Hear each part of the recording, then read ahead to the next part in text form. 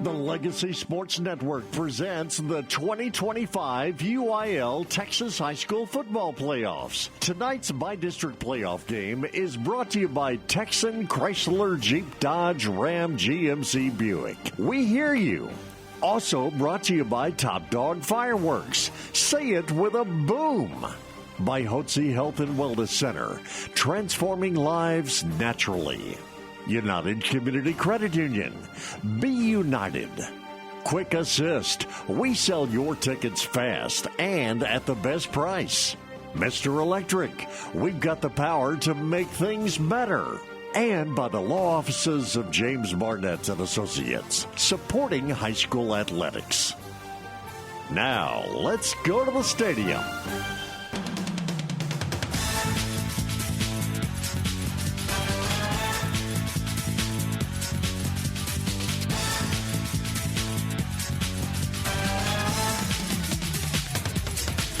Good evening, everyone. Welcome live from San Vitanza Stadium at the Swamp. And this is the 2025 UIL Texas Football State Championships, the by-district round, live here tonight on the Legacy Sports Network. I'm Kevin Zugskos with you for the Legacy Sports Network pregame show. And let's break down before this, to give you a little bit of summary about both of these teams as we head into this, what should be an exciting by-district round. First, the Dickinson Gators are hosting the Atascocita Eagles. Dickinson Gators finished off the regular season undefeated in District 24-6A, finishing 10-0 overall, finishing 7-0 undefeated in district under head coach John Snelson, who's facing a very familiar Atascocita Eagles team. And they come into this game, in this bi-district round, they went 6-4 overall in District 23-6A. They went 4-3 in district, fourth in that district under head coach Craig Stump. And they were third in their district in team offense, averaging a little over 471 yards with 2,553 passing yards, 2,157 rushing yards. Atascocita Eagles also finished fourth in 23-6A in team defense, allowing just a hair over 359 yards on average. And also a big name that we're all too familiar with in years past, number 14, Carday Mack. He finished first in District 23-6A in rushing, having 139 carries, 1,339 rushing yards with 18 touchdowns and averaging 9.63 yards a carry. Meanwhile, the Dickinson Gators, they did pretty good in their district too. They finished first in 24-6A in total team offense, averaging over 519 yards on average, coupled with 2,177 rushing yards, 3,013 pass yards, and defensively they look pretty good themselves too. They finished first also in that category in 24-6A in team defense, allowing 182.70 yards on average. And one of the big pieces offensively has been number 3, Caleb Peterson, the big wide receiver for the Dickinson Gators. He finished second in the entire district in receiving yards with 1,348 receiving yards and all-purpose yards with 1,433 yards. A little bit of synopsis to kind of set the table for you. When we come back, I got an exclusive interview with the head coach of the Dickinson Gators himself. It's head coach John Snelson. We'll give that to you when we come back here. You are listening to the Legacy Sports Network.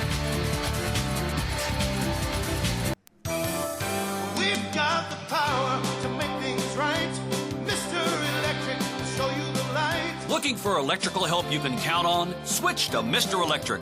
We have some of the best trained electricians in the business, and they're ready to help you with any project, big or small. Best of all, with Mr. Electric, our work is 100% guaranteed. That's why so many people trust Mr. Electric. We've got the power to make things better.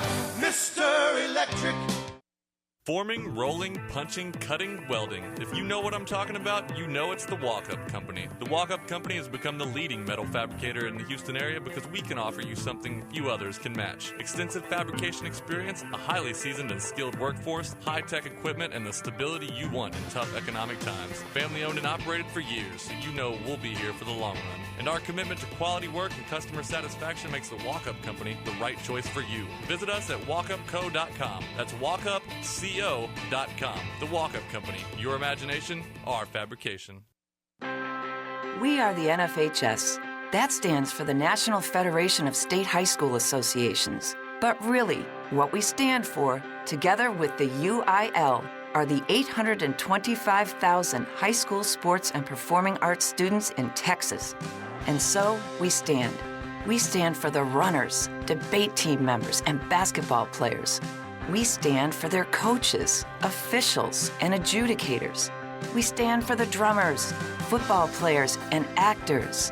We stand for the golfers, singers, and swimmers. We stand as the national leader and advocate for these essential activities and all who participate in them and make them possible. Because it is our purpose to ensure that high school students get to play, perform, and compete together. To learn more about who we are and what we stand for, visit nfhs.org. Legacy Sports Network, now celebrating 18 years of broadcasting excellence. We are your home for local high school sports coverage. Expect excellent audio and video production. Whether you're listening at home or at the game, find us at lsnsports.com. Legacy Sports Network, building a legacy one game at a time.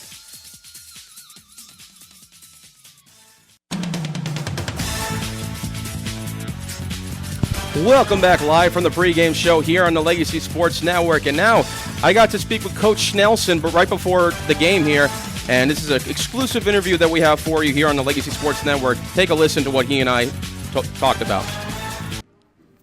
Hey everybody, this is Kevin Zos, co-host with the Legacy Sports Network pregame show. I'm joined alongside me with the head coach of the Dickinson Gators, John Snelson. And Coach, you got a big win in your final game of the regular season at Deer Park on the road in Hampshire Stadium. I'm sure that's got to be a nice personal win for you, considering not so a good pass like when you versed them as the coach of the Passing Memorial. Yeah. Mm-hmm. We had a lot of success whenever I was a player, but not so much whenever I was a coach. So, yes, it was nice to the last time we'd been over there was 2012, and Deer Park had beat us. That was my first year here, and so it was nice to turn the tables on them. And it's also speaking over the course of the season, not just for last game, but over the course of the season, you finished with an undefeated 10-0 record. And those first three games, especially in those non-district games against Katy, CE King, and Cy-Fair, what can you say about the totality of what you guys were able to accomplish this season? We like playing really good people early because they show you what you need to work on. Mm-hmm. And even though we came out of that three-game series 3-0, those quality teams really did a good job of showing us where we were weak and where we needed to work on and what we were pretty good at. Obviously, that was a big confidence boost for us, and then going into district, we just focused on getting 1% better every single day. So here we are. And you talk about focus and execution, and I think over the course of the season, like on both sides of the ball, offensively and defensively, and I think more so for your second half defense. I know we kind of talked about it, how like you always challenge your guys in the locker room whenever the halftime comes around to like play like to your caliber as even better in the second half. What can you say about that? Defense has carried us all year. You know, they are the backbone of our team, and just.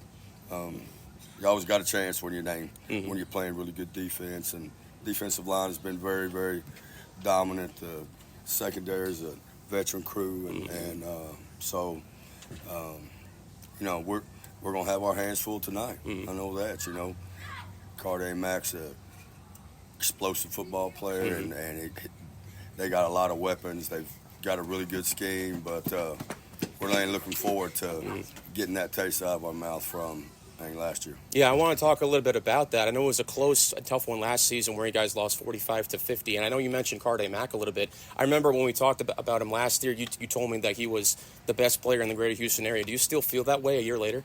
I do. You do? I do. Yeah. Just you know, his cast around him isn't quite as dynamic. He's got a brand new offensive line, but man, that kid's just as solid as they come, and he's definitely a gamer, man. That kid's a winner, and we're gonna have to make sure that he doesn't just have a ton of explosive plays on us. And also, to some of your players, when Malachi Gamble went down, like in middle of the season, how gratifying is it to know that you have guys that were able to step up, like Tavin Gomez, Jake Jamal Mason, and even Josh Bledsoe, like kind of like be as effective on the ground? Absolutely. That's just a testament to our program and to those young men. You know, not only getting their head down whenever they might not have been getting as many quality snaps as what they would like, but just kept on plugging, and you know, they ain't ready when their number was ain't called. And of course, for the task at hand tonight, like trying to beat this Atascocita Eagles team, what have you learned from last season, and how can you carry it to be better and try to get a different result and outcome with a win tonight? Oh yeah, we just gotta limit explosive plays. You know, we this is a completely different team. Mm-hmm. You know, and so we got to dominate the line of scrimmage, and we've got to be explosive on offense, and we have to limit theirs, and we got to win the turnover battle. We're going to be okay. Thanks so much for the time, Coach. Appreciate you. Brother. You bet, man. More to come for Legacy Sports Network on a pregame show right after this. When we come back, we're going to break down the keys to victory right after this here on the Legacy Sports Network.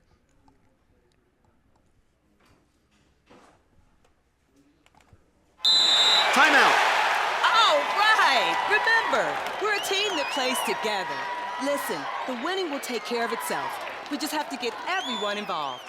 In interscholastic sports, we celebrate what makes every one of us unique. And in the pursuit of a common goal, everyone in the huddle, in the bleachers, and in the community comes together. This message presented by the UIL and the Texas High School Athletic Directors Association.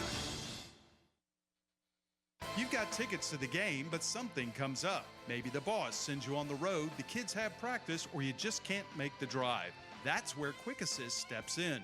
With one tap, your seats hit every major ticket marketplace at once. No more juggling apps, no more wasted time. Quick Assist, it takes the hassle out of resale and puts cash in your pocket.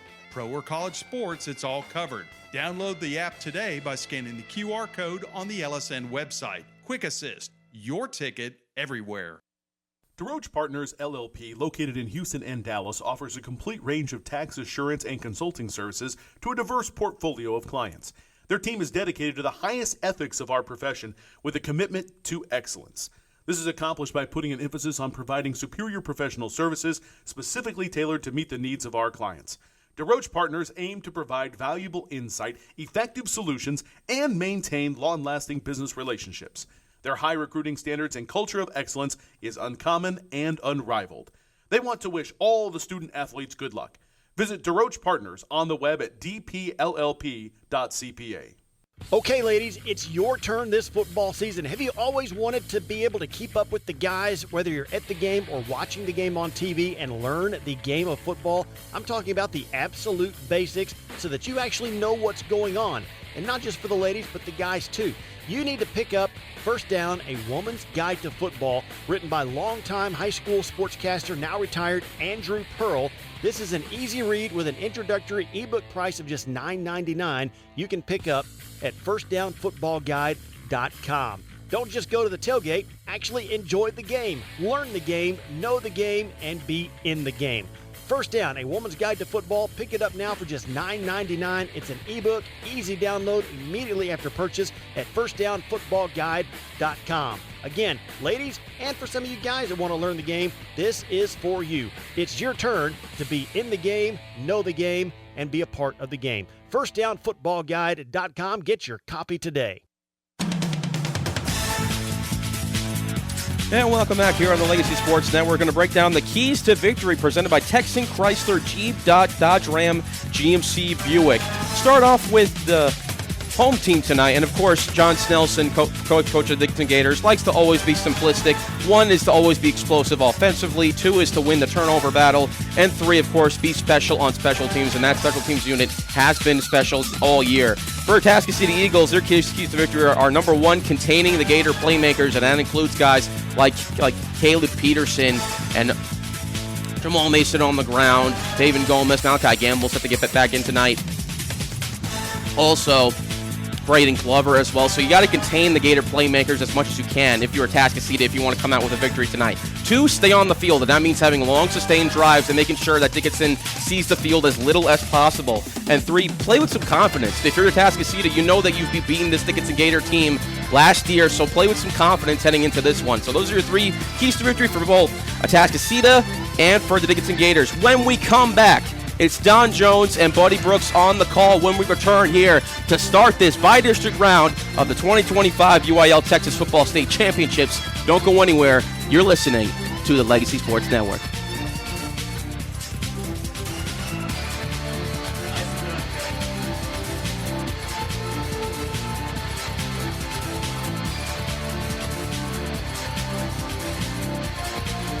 All right, folks, let's get started. Parents, thanks for coming. As many of you know, I'm Coach Mather. Tonight I want to talk about the season, of which I only have one expectation, that everybody gets stronger. When I say get stronger, I'm not referring solely to physical strength. Sure, we'll be in the weight room, we'll be running stairs, but we're also going to focus on developing mental toughness and grit, because those are the characteristics that allow us to achieve greatness both on and off the court. So, how do we develop those things? By getting comfortable with a challenge, by cultivating the confidence necessary to overcome adversity in all forms. That's why I coach. That's my purpose. Every member of this team can lean on me, and I'll teach them how they can lean on themselves and each other. This message presented by the UIL and the Texas High School Athletic Directors Association. Have you noticed bad behavior has become normalized at interscholastic athletic events? Some fans seem angry. They lack civility toward one another. Some even get aggressive and unruly. Time out! What is going on? This has to stop. Let's not forget, school sports aren't just about winning. And they're definitely not an excuse to take your frustrations out on the official or the opponent. They're about teaching lessons like perseverance, respect, and empathy, so students can learn and grow as people, not just as players. We all have a role to play in setting a good example for our students and teaching them these important values. So fans, it's time to step up your game and behave positively at interscholastic athletic events in Texas. This message presented by the UIL and the Texas High School Athletic Directors Association.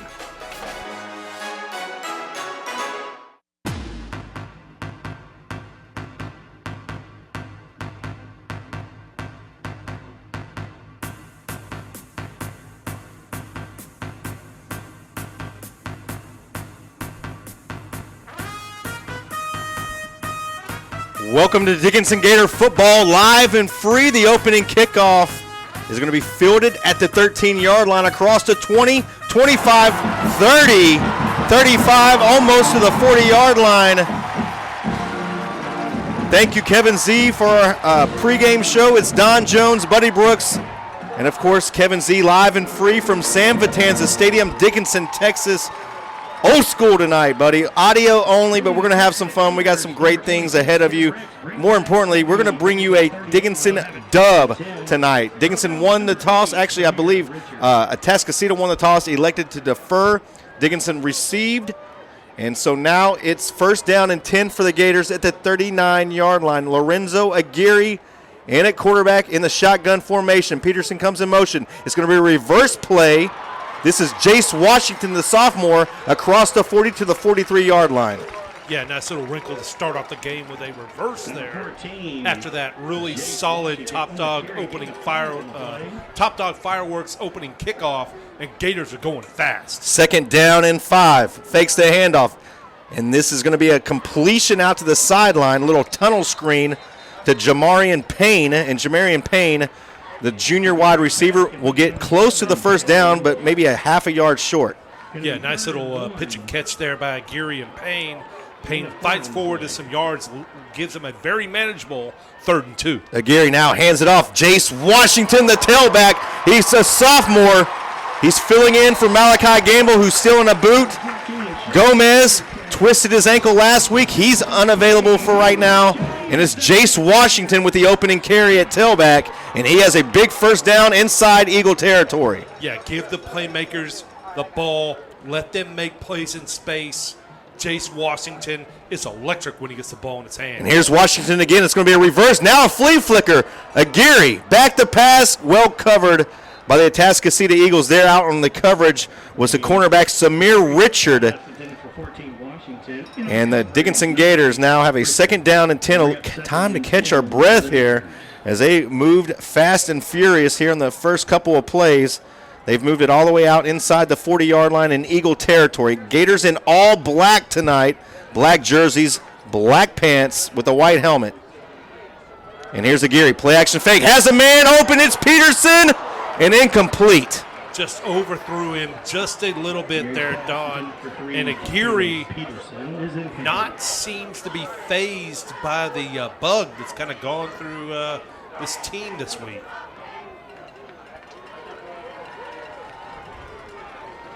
So a big third down play here for the Gators.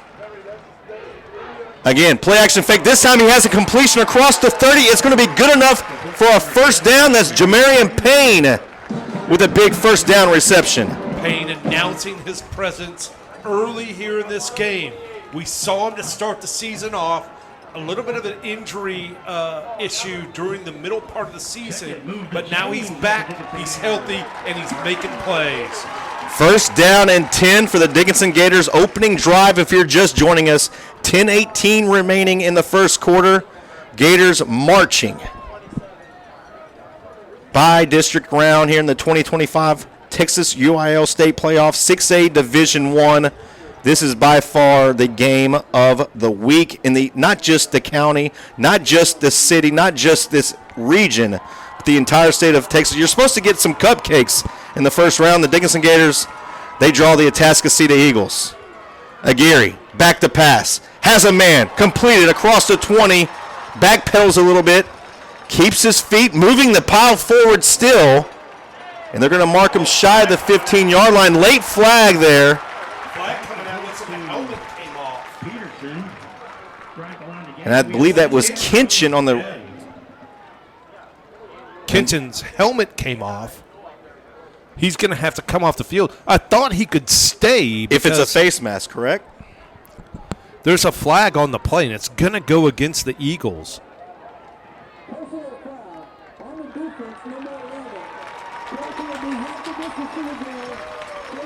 And you are correct, buddy. This is a big one. The Gators. Go ahead. And Kinchin can stay in the game. I don't think he's going back out there, but he is entitled to stay in the game since it was because of the penalty that his helmet was ripped off. Gators first down and goal. Jamarian Payne now from the Wildcat quarterback position. Got a flag on the play. Coach Nelson all the way past the numbers, objecting to what he feels it might be a call against his Gators.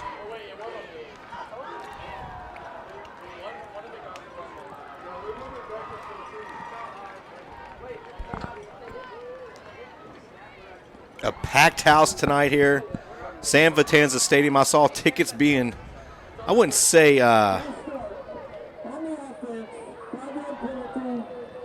hawked online, but definitely being sold online.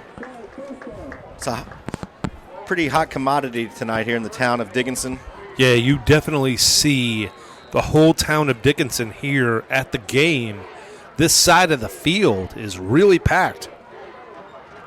Not Social so much. media called for a whiteout of the fans, but the Gators all black.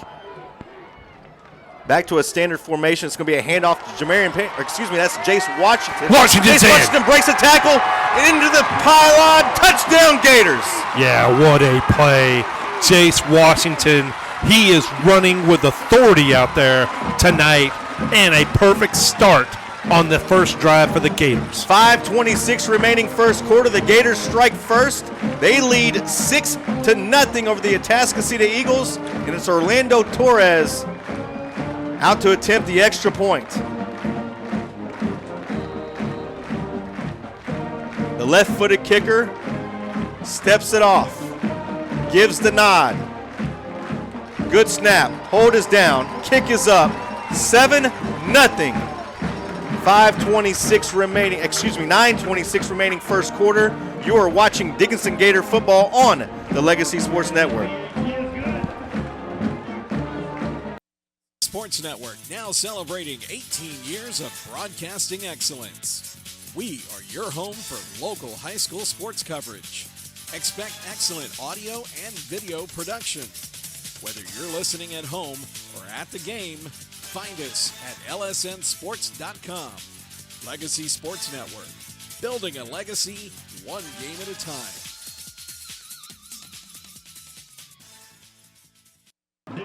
Welcome back to Dickinson Gator football. The Gators strike first. They lead 7-0 over the Atascocita Eagles. It was a touchdown. It was a touchdown run by Jace Washington to give the Gators their first lead of the game. Hey, quick note here for Pest Bros. Pest Bros is your hometown pest control team built on 3 generations of experience. They specialize in all insect and rodent control, including expert termite treatment. With proven knowledge and modern techniques, they protect your home or business like it's their own. Pest Bros. Gator chomp in the background. That dual kick style. This time it's going to be Torres squibbing across the 25.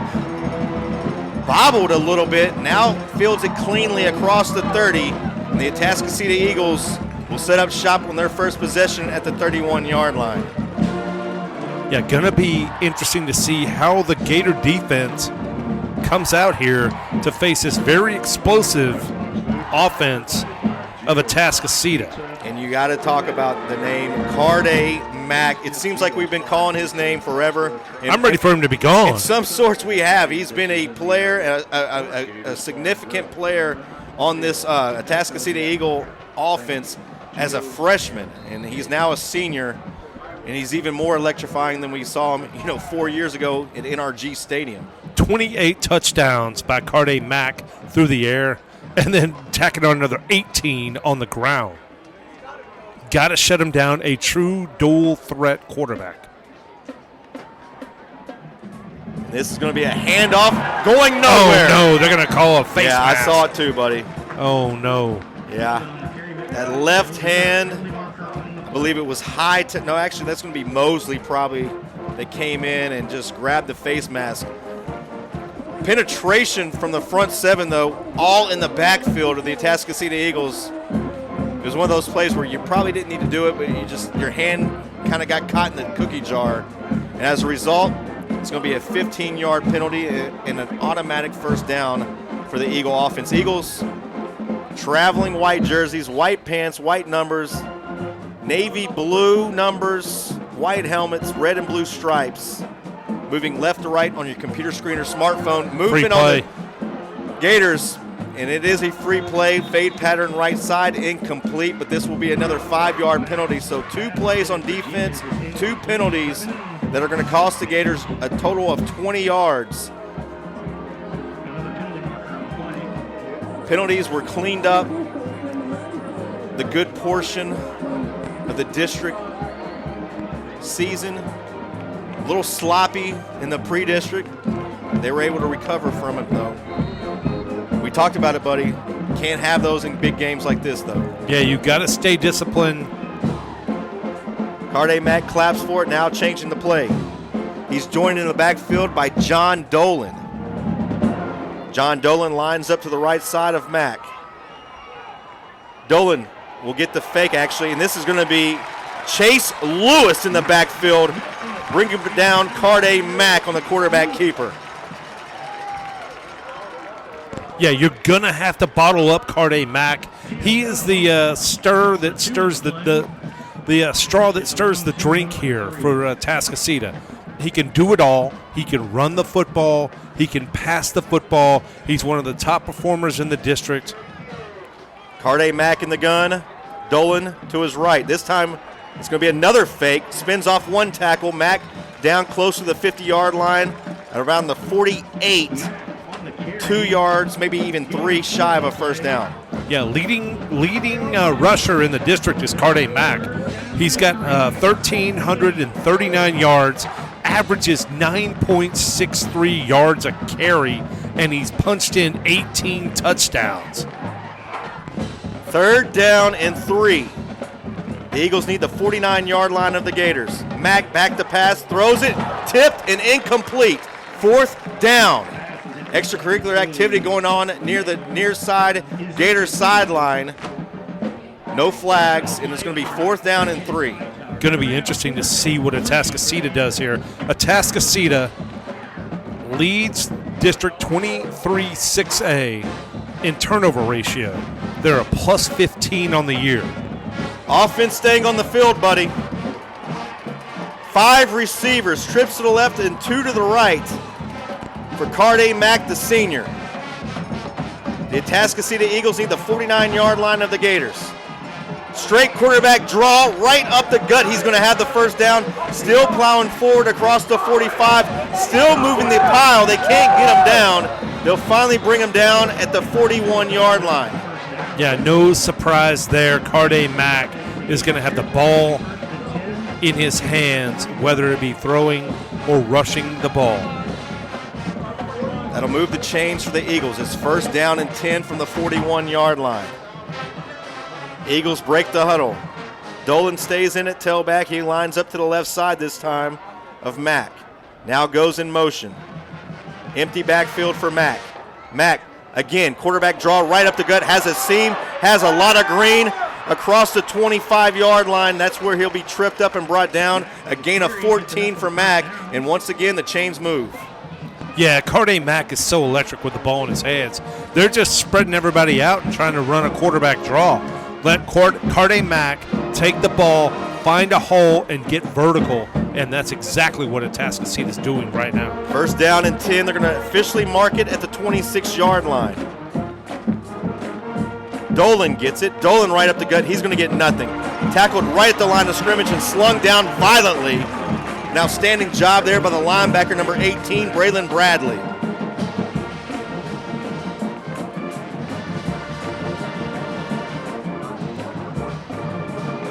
So that's the first play of no gain or a loss in several plays, as we've seen Carday Mack just use his legs exclusively here on this first drive.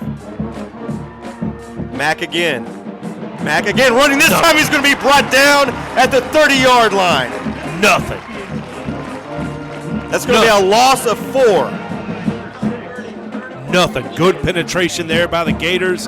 Get in the backfield, and Carday Mack has nowhere to go. Chase Lewis as well as Marcellus Hunter coming from the secondary position.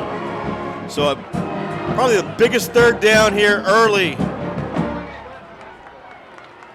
3rd down and 14. Mack passing. Mack again running. Nothing. And again he's going to be sacked. This time sacked by number 33 of the Gators, Marquay Hunter. Yeah, Marquay Hunter there. All-out blitz there by the Gators. Nowhere for Carday Mack to go with the football. And this is not what Atascocita wants to see. A 4th and long where you can't take advantage, per se, of Carday Mack's legs. Gators lead 7-0 early on here in the first quarter. 5 minutes to go. It's a 4th down and long for the Eagles. Mack passing. Matt steps up in the pocket, throws it downfield, has completion, now drop. No, incomplete. What a hit to jar that football loose. It wasn't gonna be enough to pick up a 1st down anyway. That was Cashmere on the big hit. Oh my goodness. Oh man. Offsides on the defense. It's going to be it's going to be another free down here for the Atascocita Eagles. So you go from turning the football over on downs to now the Eagles having a 4th down and 9. Watch for Carday Mack. San Vitanza Stadium on their feet to run this football. A sellout crowd. Mack passing, fade pattern, end zone, jump ball. Completed down at the 2-yard line. And that's number 17, Brian Manuel, who has been Carday Mack's number 1 target and is also the 3rd leading receiver in their district. has 16 touchdown receptions. First down and goal for the Atascocita Eagles from the 1 yard line. Cardi Mac draw, watch this. And on cue, easily in across the goal line, touchdown Eagles. Cardi Mac with his first touchdown of the game. He cuts into this lead. It's 7-6, extra point pending. And the Eagles have a chance to tie it up here on the road after going down 7-0. Swinging gate, buddy. Swinging gate. Have I told you how much I dislike the swinging gate? Kevin Hartseam did attempt the extra point. He's missed one on the year. He's 61 of 62. He's due. Due for another miss. That's a lot of extra points. But he's only 3 of 8 on field goals. So I believe we're going to have a legal substitution against the Eagles. So this will be now a 25-yard extra point attempt. Good snap. Hold us down, nearly blocked, but it's good. 4:24 remaining first quarter. Gators and Eagles tied up 7-7. You are listening to the Legacy Sports Network and Gator Football. Alvin and the Chipmunks want to remind you to keep bacteria in food from making you ill with 4 simple steps. This will be a walk in the park. Clean. Wash hands and surfaces often. I'm waiting for the rinse cycle. Separate. Keep raw meats away from ready-to-eat foods. Yep. Cook. Make sure meat, poultry, and seafood is cooked to the right temperature. Fire in the hole! And chill. Refrigerate food promptly. Bingo! Check your steps at foodsafety.gov. Brought to you by the USDA, HHS, and the Ad Council. The road trip to food safety starts at foodsafety.gov.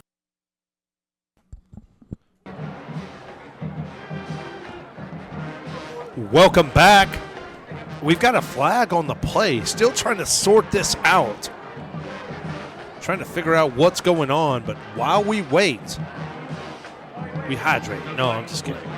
While we wait. 4:24 remaining first quarter. Gators and Eagles tied 7-7, and we're still not going to get any word on this flag. Did they pick it up? Yeah, I mean, Eagles are teeing it up at the 40-yard line, which is where they should be teeing it up. So, not sure if they had originally thrown a flag and then picked it up, wherever the case might be. Nonetheless, 7-7. Gators about to get the football back.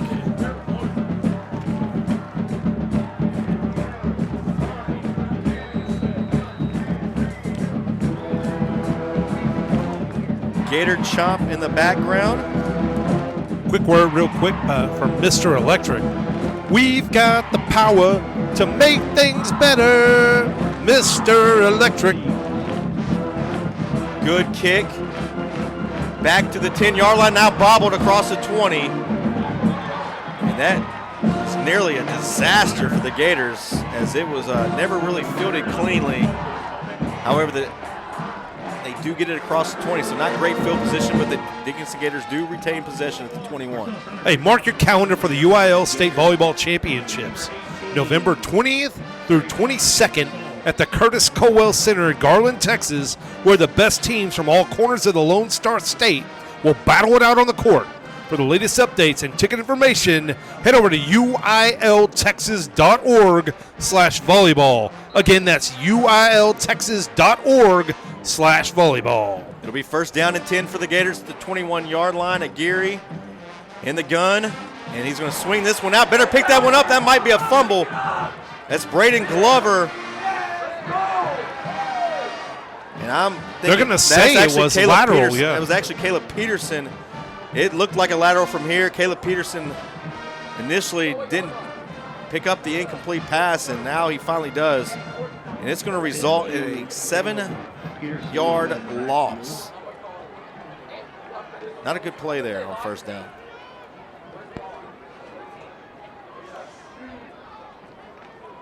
Jace Washington stays in the game at tailback. He lines up to the right side of Aguirre. Fakes it. Now throwing. Has a completion. This is Glover between the hashes. Glover all the way out and across the 45 near midfield. Still on his feet. 5, now 6. 7 Atascocita Eagles can't bring him down until he's all the way inside Eagle territory. And Glover took on 6 Eagles on that play. And just like that, the Gators have another drive going. Moving right to left on your computer screen or smartphone, wearing the all-black jerseys, white numbers, white helmets with the blue and red trim. McGeary in the gun. It's going to be an end-around play. This is Jace Washington. Washington across the 30. Oh, he broke free. Brings a tackle. Washington, house call. Cue the fight song. Touchdown, Dickinson. Jace Washington broke 2 tackles there and took it right to the house. Let me tell you something about this Jace Washington. He's a sophomore. We didn't hear much about him until about week 3, week 4. Slowly eased his way into the lineup. Made some big plays at the receiving position. Malachi Gamble goes down. A couple weeks ago, Mason goes down. Last week, Gomez goes down. And who steps up? A sophomore, Jace Washington, who has now had several big plays in what is easily the biggest game of his young career. 2 and touchdowns Orlando tonight. Torres just added on. It's 14-7 here at San Vitanza Stadium. We're going to stay right here with it. 3:01 remaining in the first quarter. Buddy, what else we have going on over there with our friendly and very gracious sponsors? Yeah, a quick note for Legacy Sports Network. The Legacy Sports Network, building a legacy one game at a time, and your home for Dickinson Gators football. Hey, also, quick note for Quick Assist. Yeah. Do you got tickets you can't use? Let Quick Assist help. One app lists your tickets on every marketplace simultaneously and takes the hassle out of reselling your tickets.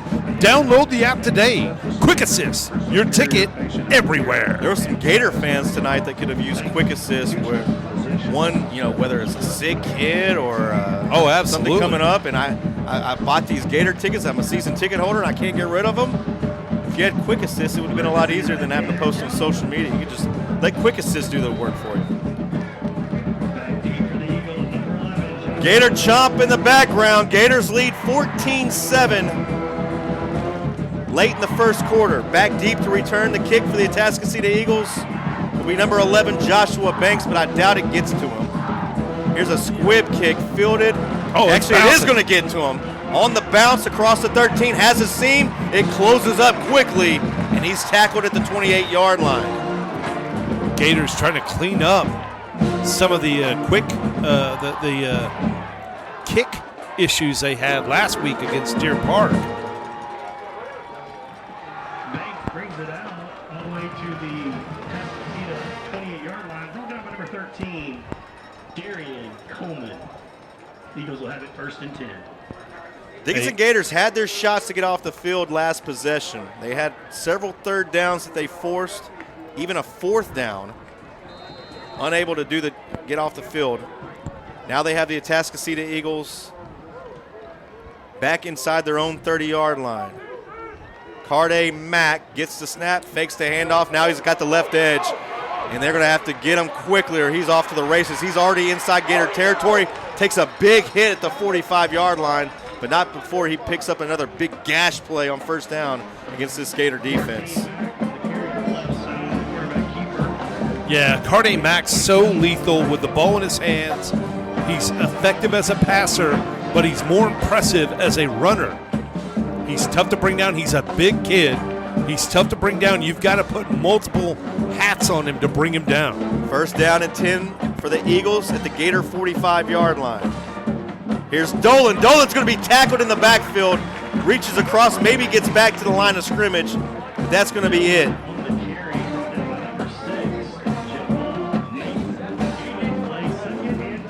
Jason Mason on the tackle there for the Dickinson Gators. It'll be 2nd down and 10. No gain officially on that carry. Carday Mack sends a man in motion. Hands it to Dolan. Dolan.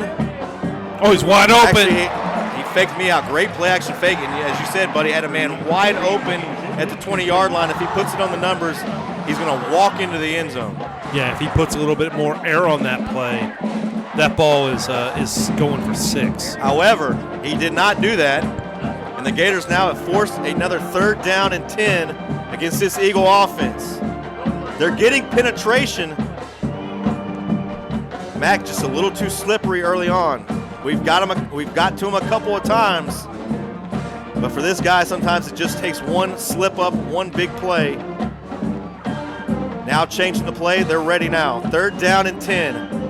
They need the 35-yard line for a 1st down. Here's Mack, straight quarterback keeper, has the 1st down and a lot more across the 30-yard line. Yeah, Carde Mack is so tough to bring down. He's very effective with the ball in his hands. So again, the Gators force a 3rd down. They just can't convert it into a stop. 13 yards on the game. Could be 1st and 10 from the Dickinson. Approaching the 90-second mark here in the 1st quarter. If you're just joining us, it's 14-7. 2 touchdowns by the sophomore Jace Washington for the Dickinson Gators. 1 for the senior Carde Mack of the Eagles. And here's Mack again, 1st down and 10. Fakes it to Dolan. Thinks about running, now throws it across the field and has a completion inside the 5 across the goal line. Touchdown, Atascocita. Touchdown completed to number 3, Darius Williams, the senior wide receiver of Atascocita. And once again, the Atascocita Eagles are an extra point away from tying. And we have to watch it, buddy. We can't just talk through this. It's a swinging gate. You only run this because at some point, buddy, you are actually going to snap it. This time they choose not to. They go back into the standard, normal extra point. Caven, right leg into it, and it's good. 14-14, 1:08 remaining 1st quarter. We're going to stay right here. Yeah, the UIL Texas High School Football Playoffs are underway, and we invite you to join us as we'll have play-by-play coverage of the greater Houston area all the way to state. Listen live and free on lsnsports.com. The Legacy Sports Network, building a legacy one game at a time. Also, just want to let you know that you can get connected with the Legacy Sports Network by checking out our social media pages. On Facebook, you can find us at LSN Sports. On X, formerly known as Twitter, we are at Legacy Sports Net. And on Instagram, we are Legacy Sports Network. Legacy Sports Network. We are building a legacy one game at a time.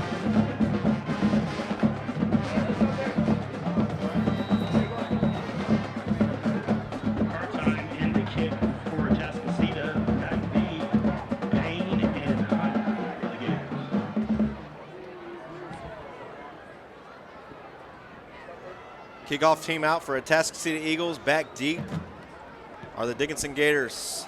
And this is going to be another short kick. Marcellus Hunter across to 10, 15, 20, 25, 30. Looking for that near sideline across the 40, 45, and knocked out of bounds inside Eagle territory at the 48-yard line. Marcellus Hunter, the dangerous returner, gives the Gators outstanding field position here on their 3rd possession of the game.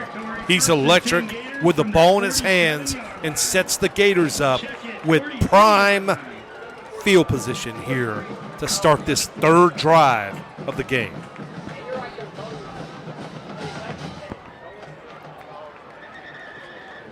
It'll be 1st down and 10 for the Dickinson Gators inside Eagle territory. Aguirre sends a Washington in motion. Aguirre now passing. Rolls around, throws it right into Kinchin's chest. Kinchin can't hold on. It's going to be an incomplete pass. It would have been a 7-yard gain and maybe more. Just a little behind Kinchin. He had to turn around. Got to catch that one, buddy. He should have caught that, but I'm trying to give him the benefit of the doubt. 2nd down and 10. Aguirre in the gun.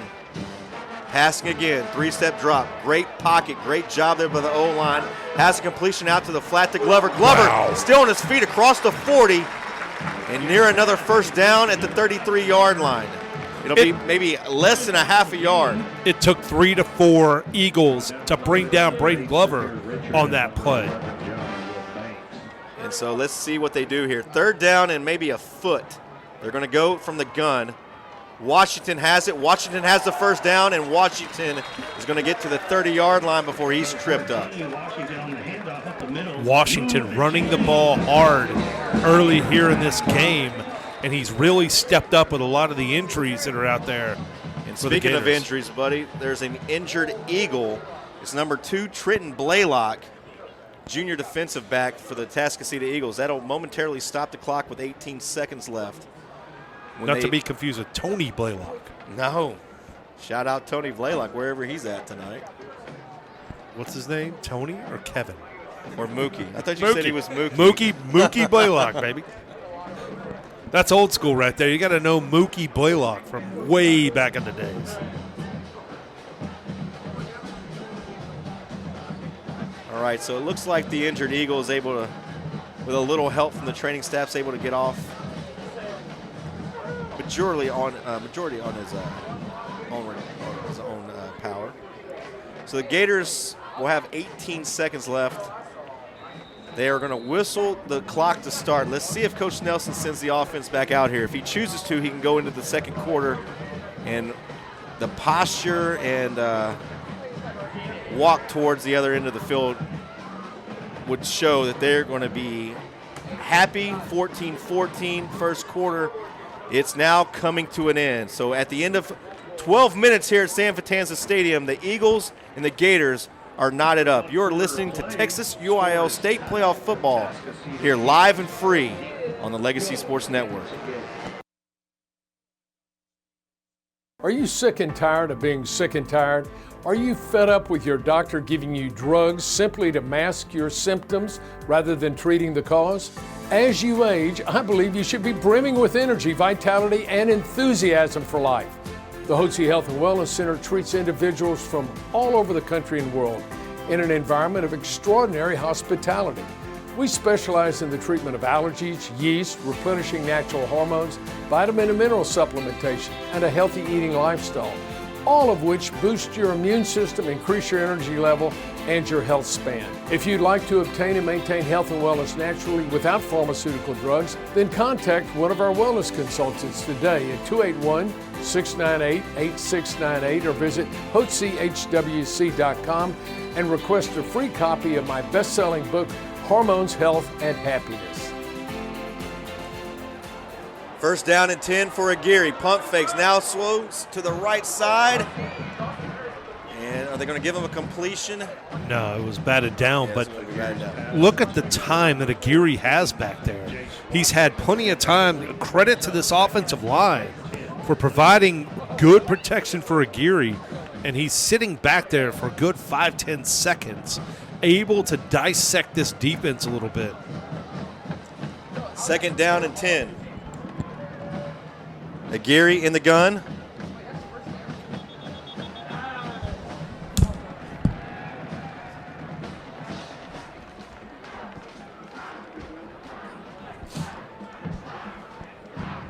And we're going to get we're going to get a flag against the Dickinson Gators.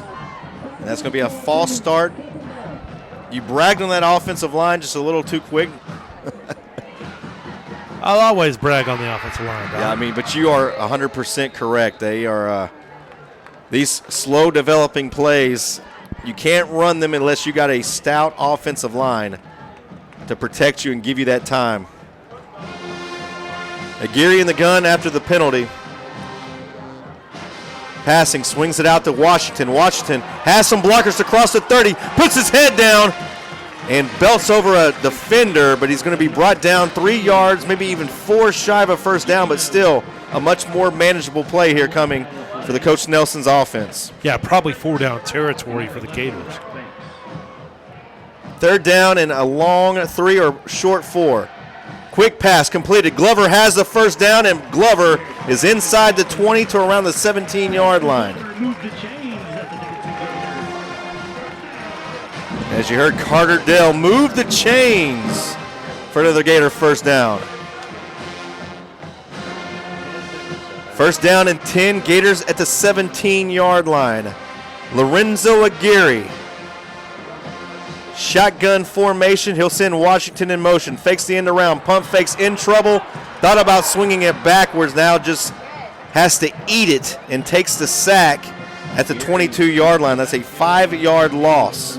Yeah, Eagles came with a blitz on that play. It got home, and there was nobody open for the Gators in the back end.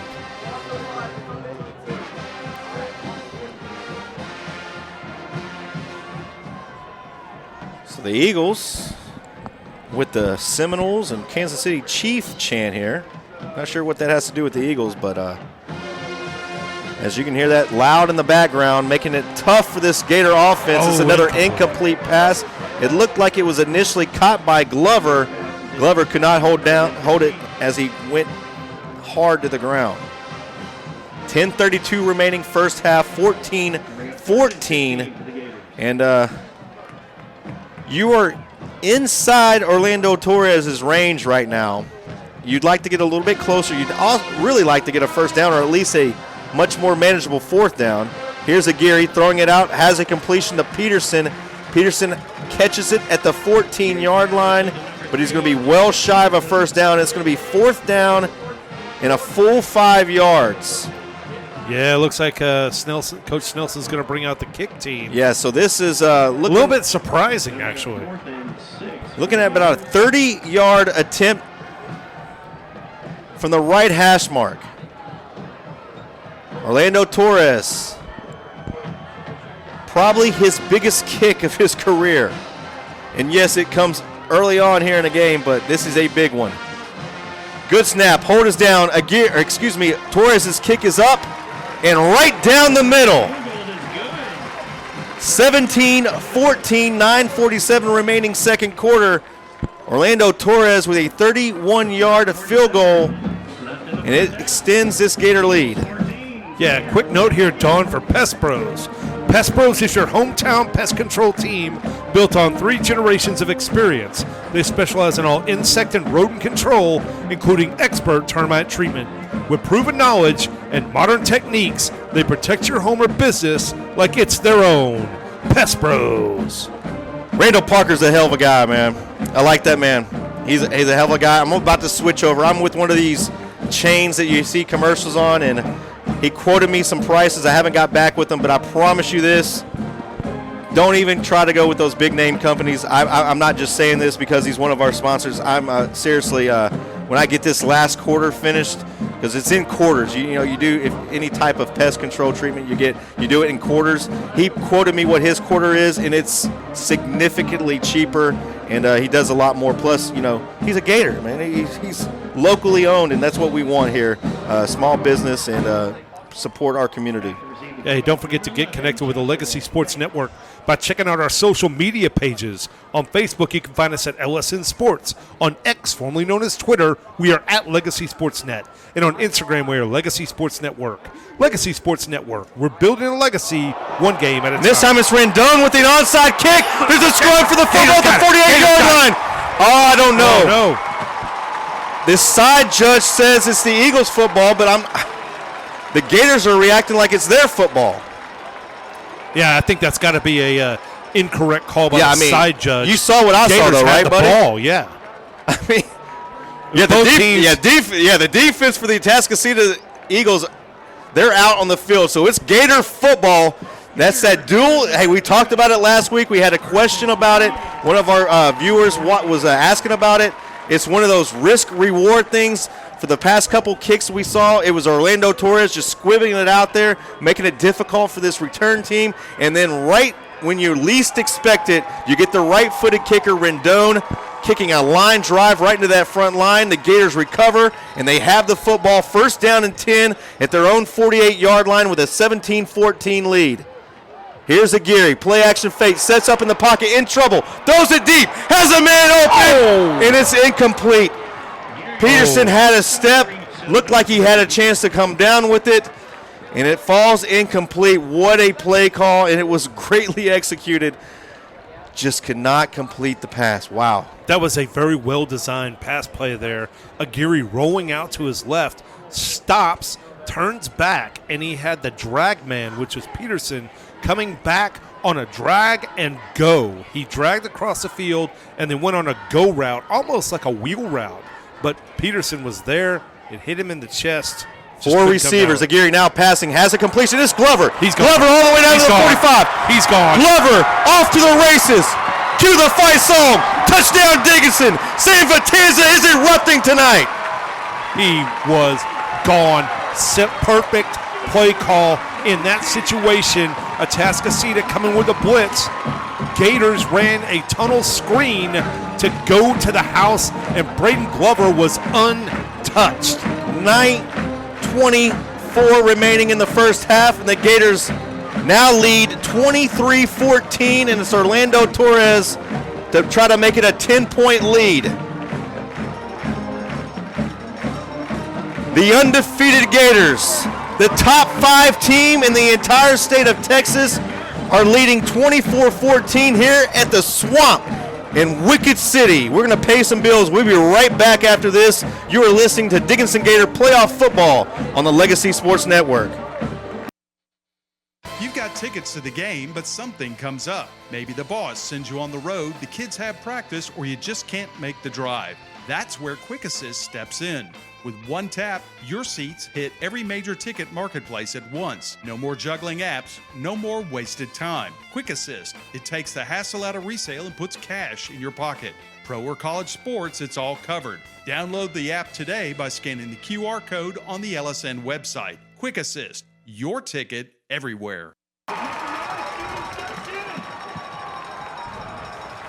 Don Jones, Buddy Brooks, Kevin Z live and free from San Vitanza Stadium here in Dickinson, Texas. Gators lead 24-14 after a big touchdown reception by Braden Glover.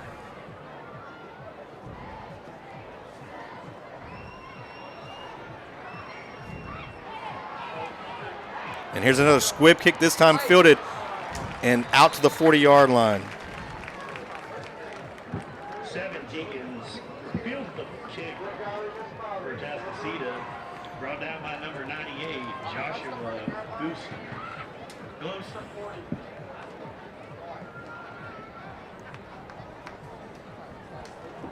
Big time drive here for the Gator defense. Absolutely.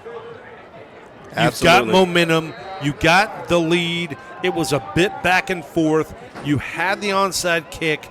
Got to come out and make a big stop right here. Carday Mack plays action fake. In trouble. And he's going to get it out to the sideline. Here on the Gator sideline and out of bounds at the 35-yard line. Just when you think you have him for a loss, buddy, he kills you for a 25-yard pickup.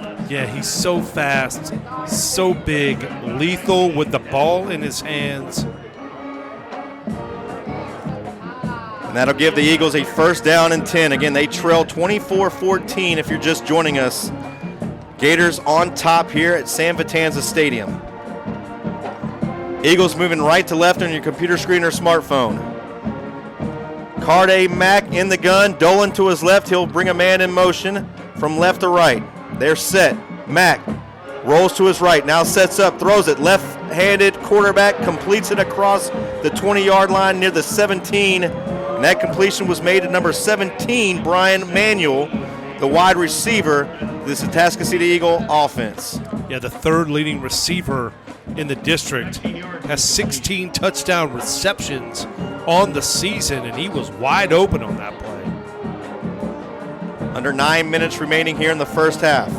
Gators lead 24-14. Mack in the gun, empty backfield. Now he'll bring two players in the backfield with them. It's Dolan and another wide receiver. Dolan gets the handoff, and Dolan this time is going to get nothing and like it. They're actually going to give him maybe a half a yard, but that's it. That's almost eye candy there, Don. You know, where Atascocita has been effective is not with the ball in Dolan's hands. It's with Carday Mack making a play. Almost just keeps the defense honest there with that little give to Dolan. Gator band getting loud here. The Atascocita Eagles are in the student section here in the Gators side of the football field, and Dolan gets it again, and Dolan will get to the 14-yard line. Again, short gain. It'll be 3rd down and 8.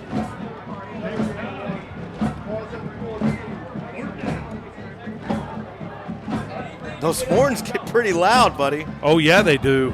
You can hear that train coming. The Atascocita Eagles need the 7-yard line for a 1st down. As the Dickinson Gator marching band, the state finalist marching band, gets loud, and here's Carday Mack again. Carday Mack puts his head down, and it looks like he's going to have another 1st down. It'll be 1st down and goal for the Eagles. They'll drop the chains. Yeah, it looks like Carday Mack has come to play today. Very effective with the ball in his hands. Yeah, he's the entire offense so far.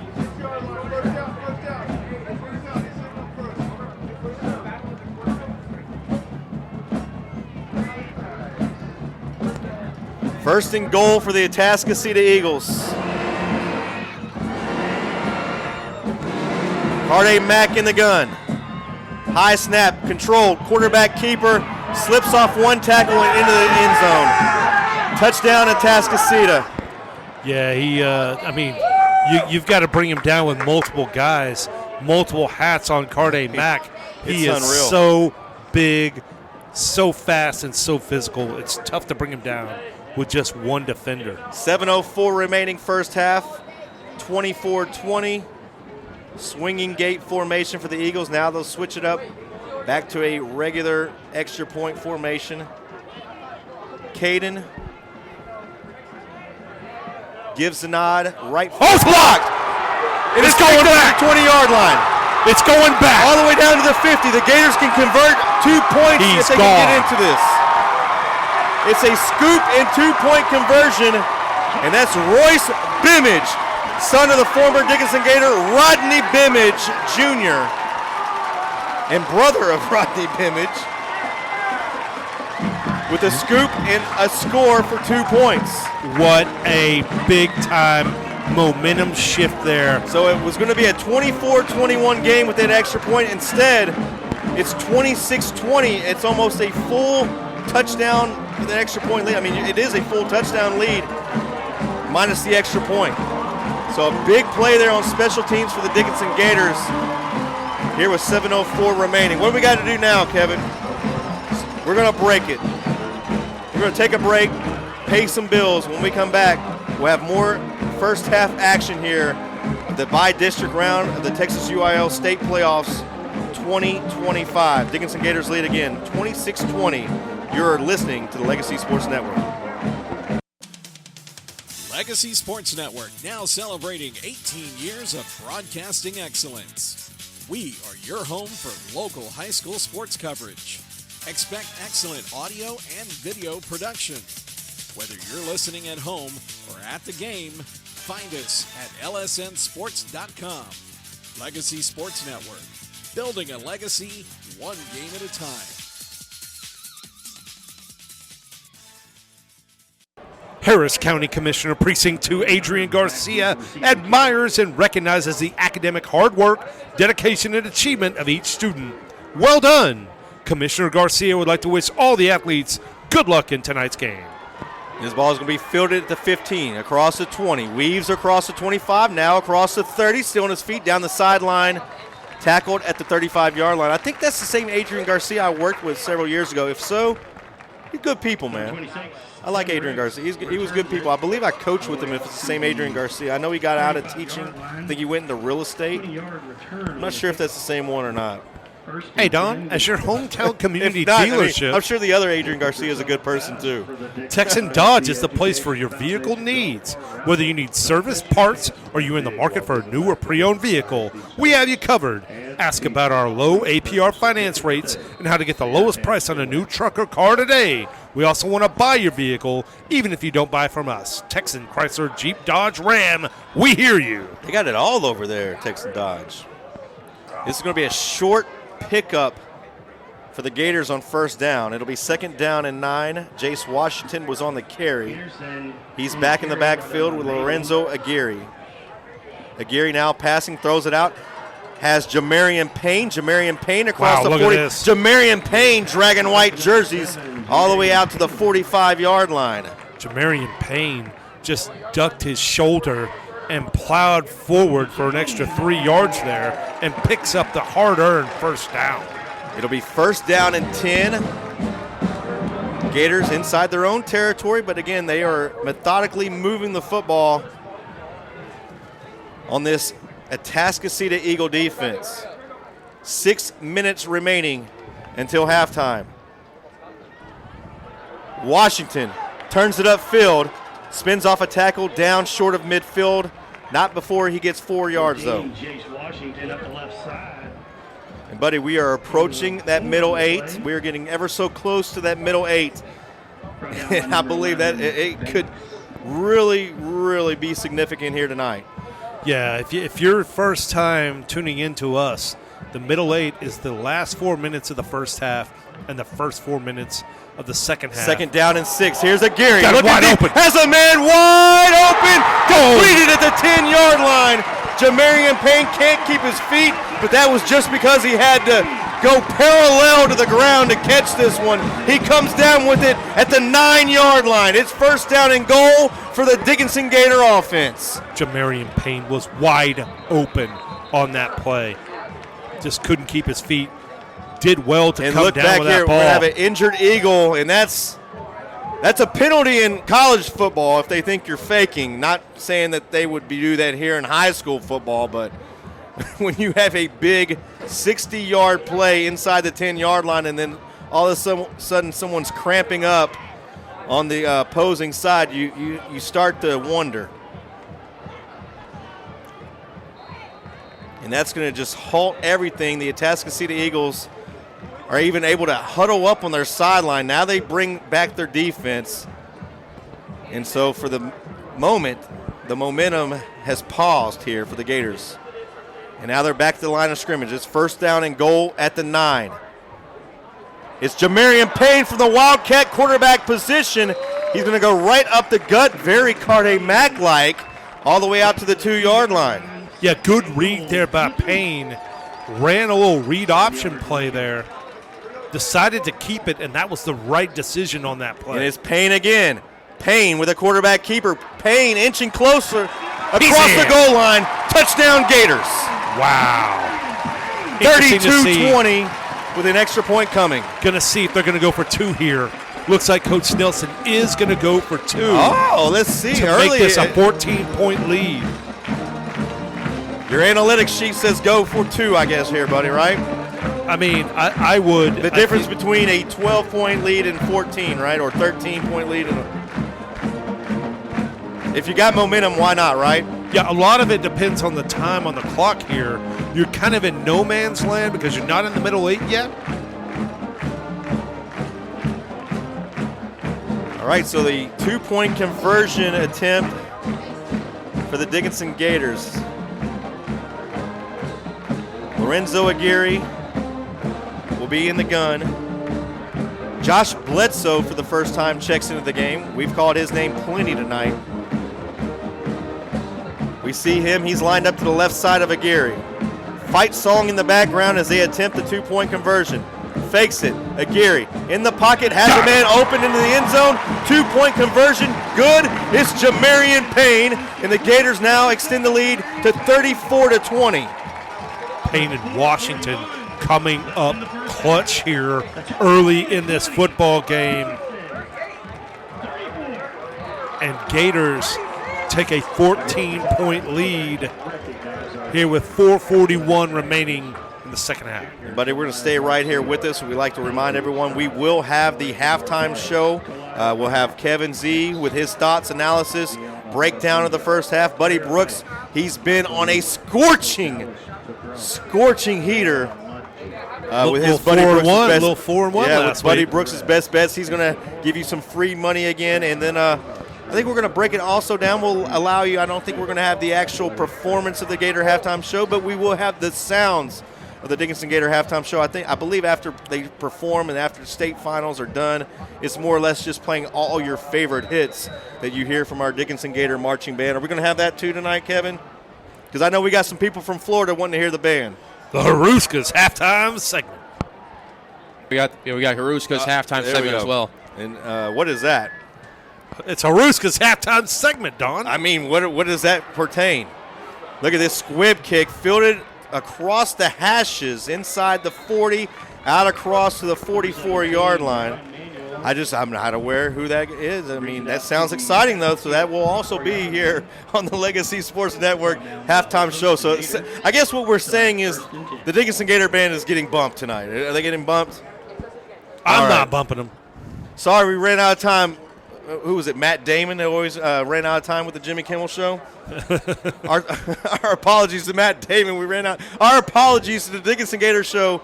We are getting bumped by who? Haruska's. Come on, man. Sorry, guys. Sorry. All right, first down and 10 for the Atascocita Eagles. They're out at the 45-yard line. Carday Mack swings it out to Dolan. Dolan has it. Dolan across the 45, inside Gator territory at the 48. Give them 8 on the play. It'll be second down and 2.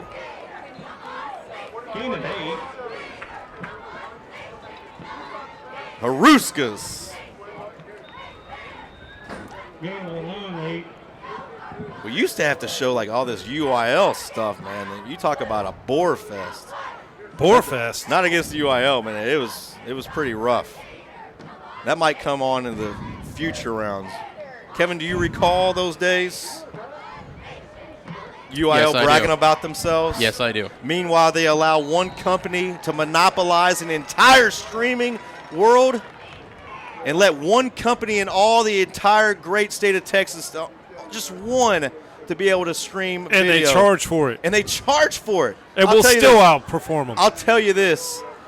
After this second down in one play, I'm gonna let everyone know and everyone listening tonight a conversation that Gerald Sanchez has. And here's Carday Mack. Carday Mack is off to the house. Later, he's gone. Touchdown, Atascocita Eagles. 34-26. I will say this.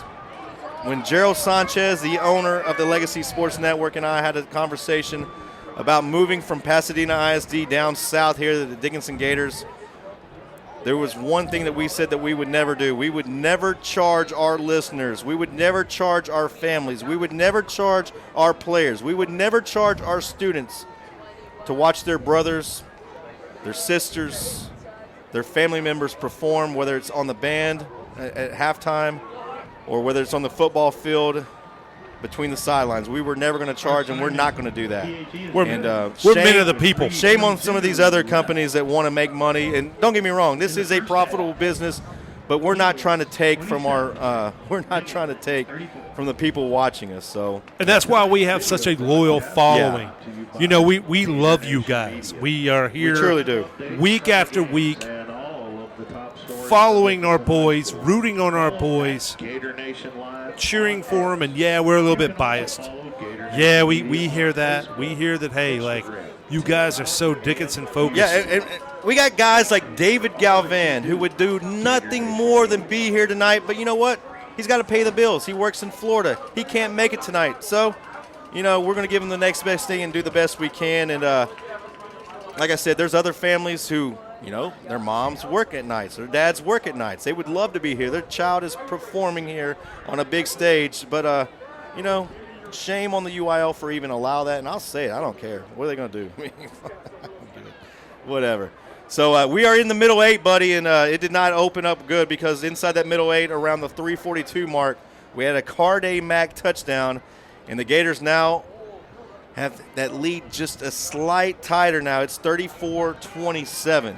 It's going to be interesting to see how Coach Snelson handles these last 3 minutes and 42 seconds of this first half. And this is going to be an onside kick attempt. It's loose. Still on the turf, and now this time it's the Atascocita Eagles with an onside kick return. Now let's see if they touched it too soon. Well, they're saying they touched it too soon. I see the side judge there. It's going to be the Gator football at the 49-yard line because it was touched before it reached 10 yards. So, yeah, Atascocita recovered it, but they touched the ball too early. It's so big. I mean, you are looking at the difference between holding on tightly to a 34-27 lead, giving Carday Mack and the offense the football back inside your own territory with just 3:37 remaining in the first half. Now you have a 7-point lead and you have the football. And if you operate the clock right, you could probably make this the last possession of the half. And, you know, it would come down to a onside kick like last year. Remember, Don? Yeah. Talking about bad calls. I still don't understand.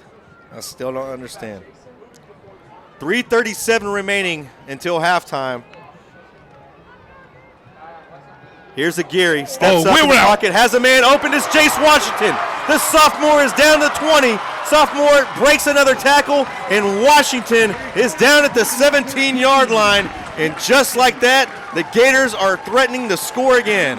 Oh, wow. Big-time wheel route there, Jace Washington. And kudos to Lorenzo Aguirre for finding him on that wheel route and putting a perfectly placed football right into the breadbasket of Jace Washington, who picks up a big chunk play. First down and 10 after the big first down play. Aguirre in the gun. End around this time is going to be gobbled up and tackled for a loss in the backfield. That was Jace Washington again. That play didn't get any positive yardage, but watch how that sets something up here for a little play action on that jet sweep action there. Coach Nelson probably going to put that in his back pocket, say, hey, look, they're coming with a blitz here. Second down and 16 after the first down loss. Aguirre, again, plenty of time. Looks to the end zone. It was Peterson, the intended receiver, just ran out of real estate. Incomplete pass, third down and long. Yeah, he threw that ball where only Peterson could get it, just a little bit too long here. So I would say, while we've seen Torres kick these in warm-ups, from where they are right now, this would be his longest attempt of the season. So you'd like to at least get 8 to 10 yards here, even if you don't get a first down. They need the 7-yard line for the first down. Aguirre, screen pass set up beautifully. Across the 20, 15. Braden Glover all the way down to the 12-yard line. He's going to be 5, maybe even 4 yards shy of a first down. So the first big decision here for Coach Nelson, do you put your kicker back out there who drilled it on his last attempt, or do you try to go for it here on fourth down and 4.5, possibly 5 yards? He's going to milk this to the 2-minute timeout. 2-minute timeout here tonight at Wicked City at San Vitanza Stadium. The Dickinson Gators lead the Atascocita Eagles 34-27. You are listening to Dickinson Gator Playoff Football on the Legacy Sports Network. Legacy Sports Network, now celebrating 18 years of broadcasting excellence. We are your home for local high school sports coverage. Expect excellent audio and video production. Whether you're listening at home or at the game, find us at lsnsports.com. Legacy Sports Network, building a legacy one game at a time.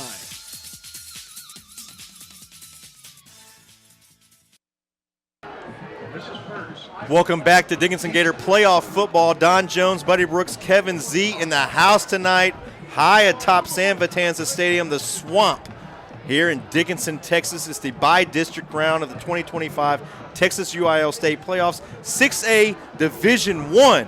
That's a mouthful, buddy. Yeah, absolutely. Gators lead 34-27.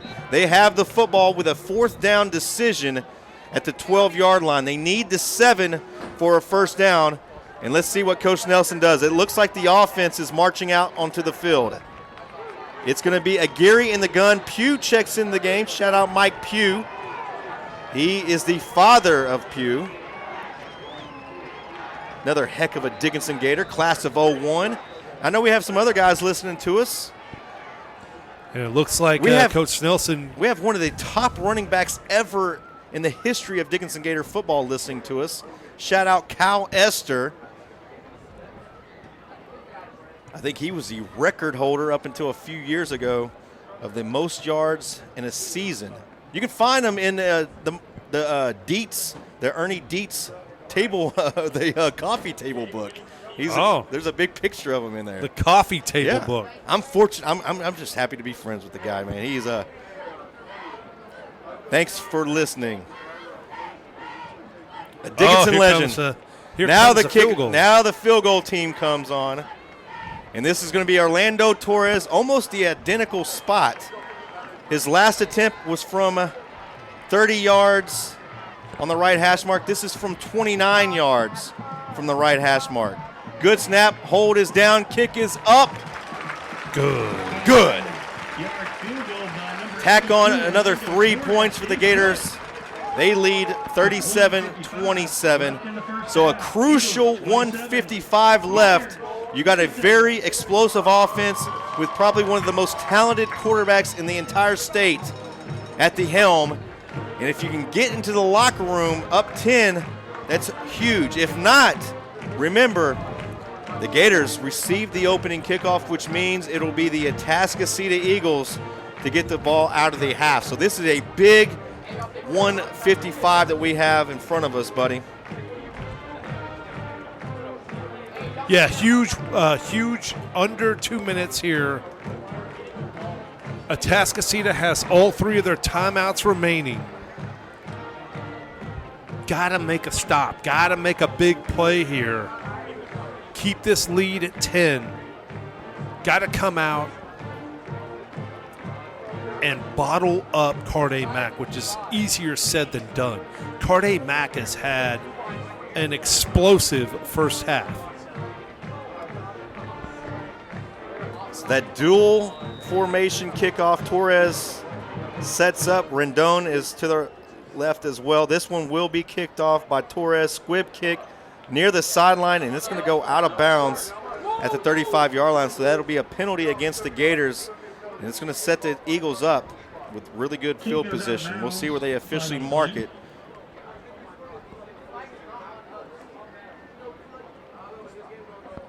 I think they're going to get the yardage, too, on top of where it went out of bounds. Absolutely. That's that risk reward, buddy.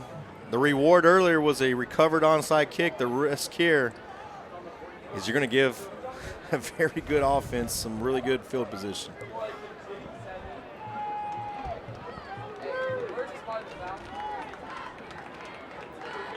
Ball's going to be placed at the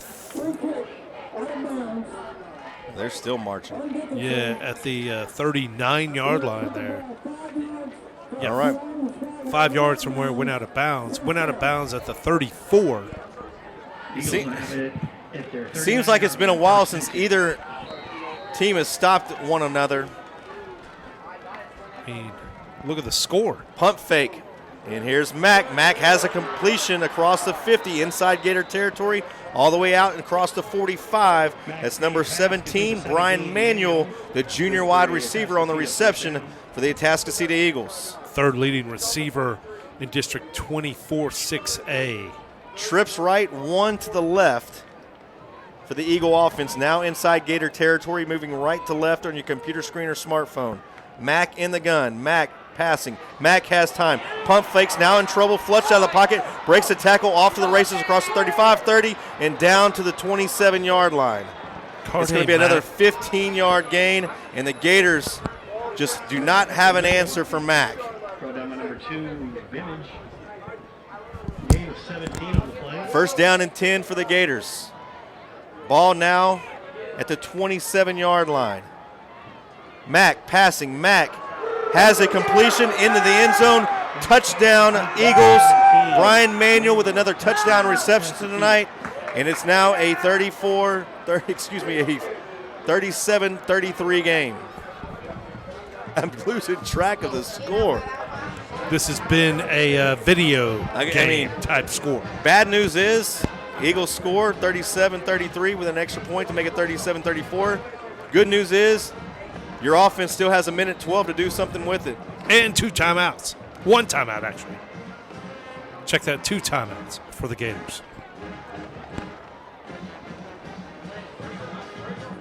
And this is no gimme of an extra point. You've already seen one. There's some and movement. Yeah. Yep. That's I'm about be to pushed say, back. the kicker was. You don't often see the kicker with a false start, but that's what you're going to see here. Got him a bit scared there after having one extra point blocked and taken back all the way by the Gators. So if you count the blocked extra point and the return for a 2-point conversion, that's 3 points that the Gators have picked up for special teams.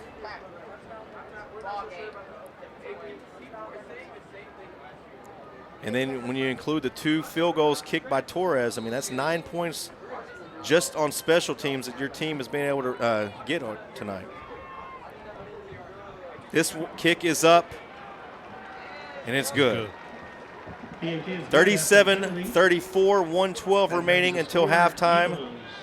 Again, the Gators really have, while it seems that they've been dominating this game, they only lead by 3. And as we mentioned earlier, the Eagles get the football to start the second half. Yeah, this is going to be a crucial drive here for the Gators. 1:12 left. Going to be interesting to see if they can get some good field position here with 2 timeouts remaining. Try and get some points on the board to extend this 3-point lead. They definitely have the weapons to do it. They definitely have the innovation in their offense to create big plays. And they have 2 timeouts. And again, once, as you know, after every first down, the clock will stop until they reset the chains. Getting out of bounds will stop the clock. So a lot of time here. This is going to be a big return, though. And they will get an opportunity. This football is bouncing around. It's going to be Marcellus Hunter across the 15-20. Looking for a seam, doesn't have anything. He's going to be tackled at the 25. Number 21, Marcellus Hunter returns the kick. Still 1:02 remaining here, Don. Yeah, that took a lot of time. That took 10 seconds there. Shoot up a little bit of clock. Gators do have the 2 timeouts in their back pocket.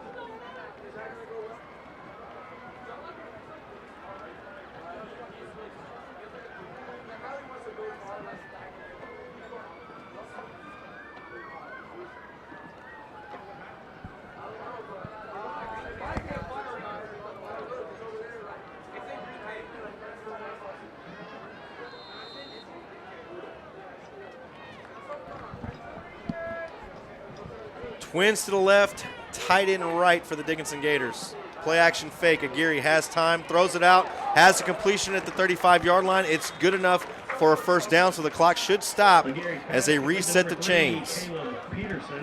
Oh, they're going to say he's short. Oh, my goodness. He's going to be short a half of a yard.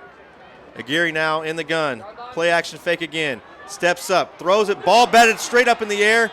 And incomplete. That had everyone's heart stopped for a second here.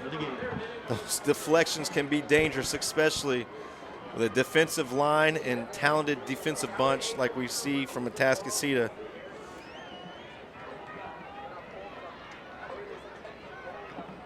So now it's 38 seconds left to go until halftime. And this is going to be stopped short of a first down again. Wow. That is unfortunate. And let's see if Atascocita uses one of their timeouts. And they will. Yeah, so Atascocita now using a timeout. 26 seconds left. And the Dickinson Gators are going to have to punt the football one more time here. This will be their first punt, but they're going to have to give the football to the Atascocita Eagles before halftime. Going to be 4th and 1. At some point, one of these defenses had to make a stop, and it's the Atascocita Eagles who look like they're going to make the first one here in a long time. 26 seconds here. Punts usually take roughly 7-8 seconds to execute from snap until whistle blown. That is if there is no return. So check that, 33 seconds, so it should get down to roughly 26 seconds left. Atascocita will have 2 timeouts left. Plus whatever return action happens on the play.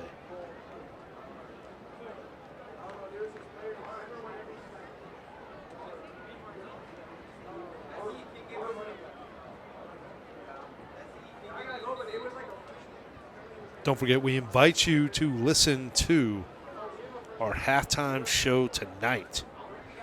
It's going to be a recap, followed by Buddy's Best Bets, followed by the Haruska's halftime segment. I'm really excited for that.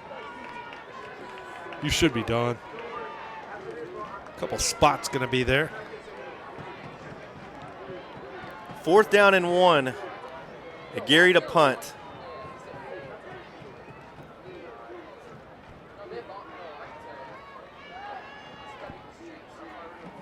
Low snap. Gary does get the punt away. And it's a decent punt, bouncing at the 30, fielded there, and out to the 34-yard line before he's pushed out of bounds. 25 seconds left, 2 timeouts remaining for Atascocita. They trail 37-34.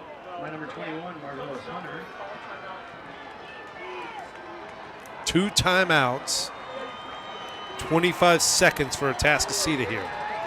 If you look at the scouting report for Carde Mack, I mean, it's obvious he's electric with his legs. He's a really good passer, but he does sometimes like to force it, and that will often cause turnovers. So if you're the defensive secondary for the Gators, you need to be ball hunting right now. And he's just going to run it. And look at this. He is off to the races, out to the 50-yard line, all the way inside Gator territory. Marcellus Hunter doesn't bring him down until he gets to the 45. Milked 8 seconds off the clock there, 17 seconds remaining. I mean, just no answer. A thorn in the side of the Gators for 4 years. Trips to the left and 1 to the right. Mack again clapping for it. Now looking to the sideline, changes the play.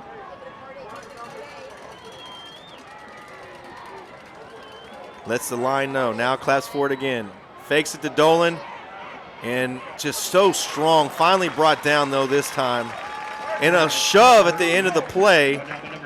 No call, but there is a timeout for the Atascocita Eagles. It's their second of the half. Only 11 seconds remaining on that clock.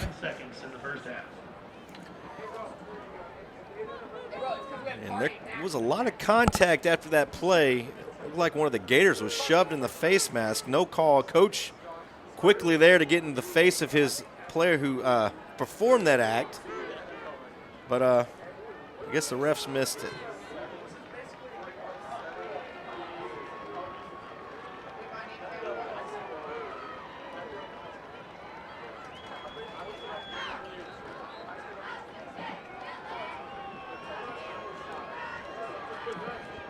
So Carde Mack here. 11 seconds remaining until halftime. Gators lead 37-34. 2 consecutive runs there. I mean, that's their best play. Trips to the left and 1 to the right. Might make it 3, trying to get a field goal range and tie this game up. Carde Mack in the gun, Dolan to his left. Mack passing, Mack throwing, Mack incomplete. Oh. Right in the hands. I called it, buddy. We just could not convert the interception. It was right in the hands of number 26, Tim Ricks, who's made so many big plays this season. That would have been another one. Instead, it's a third down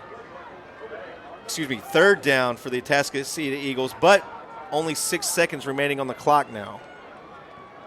Ball at the 41-yard line.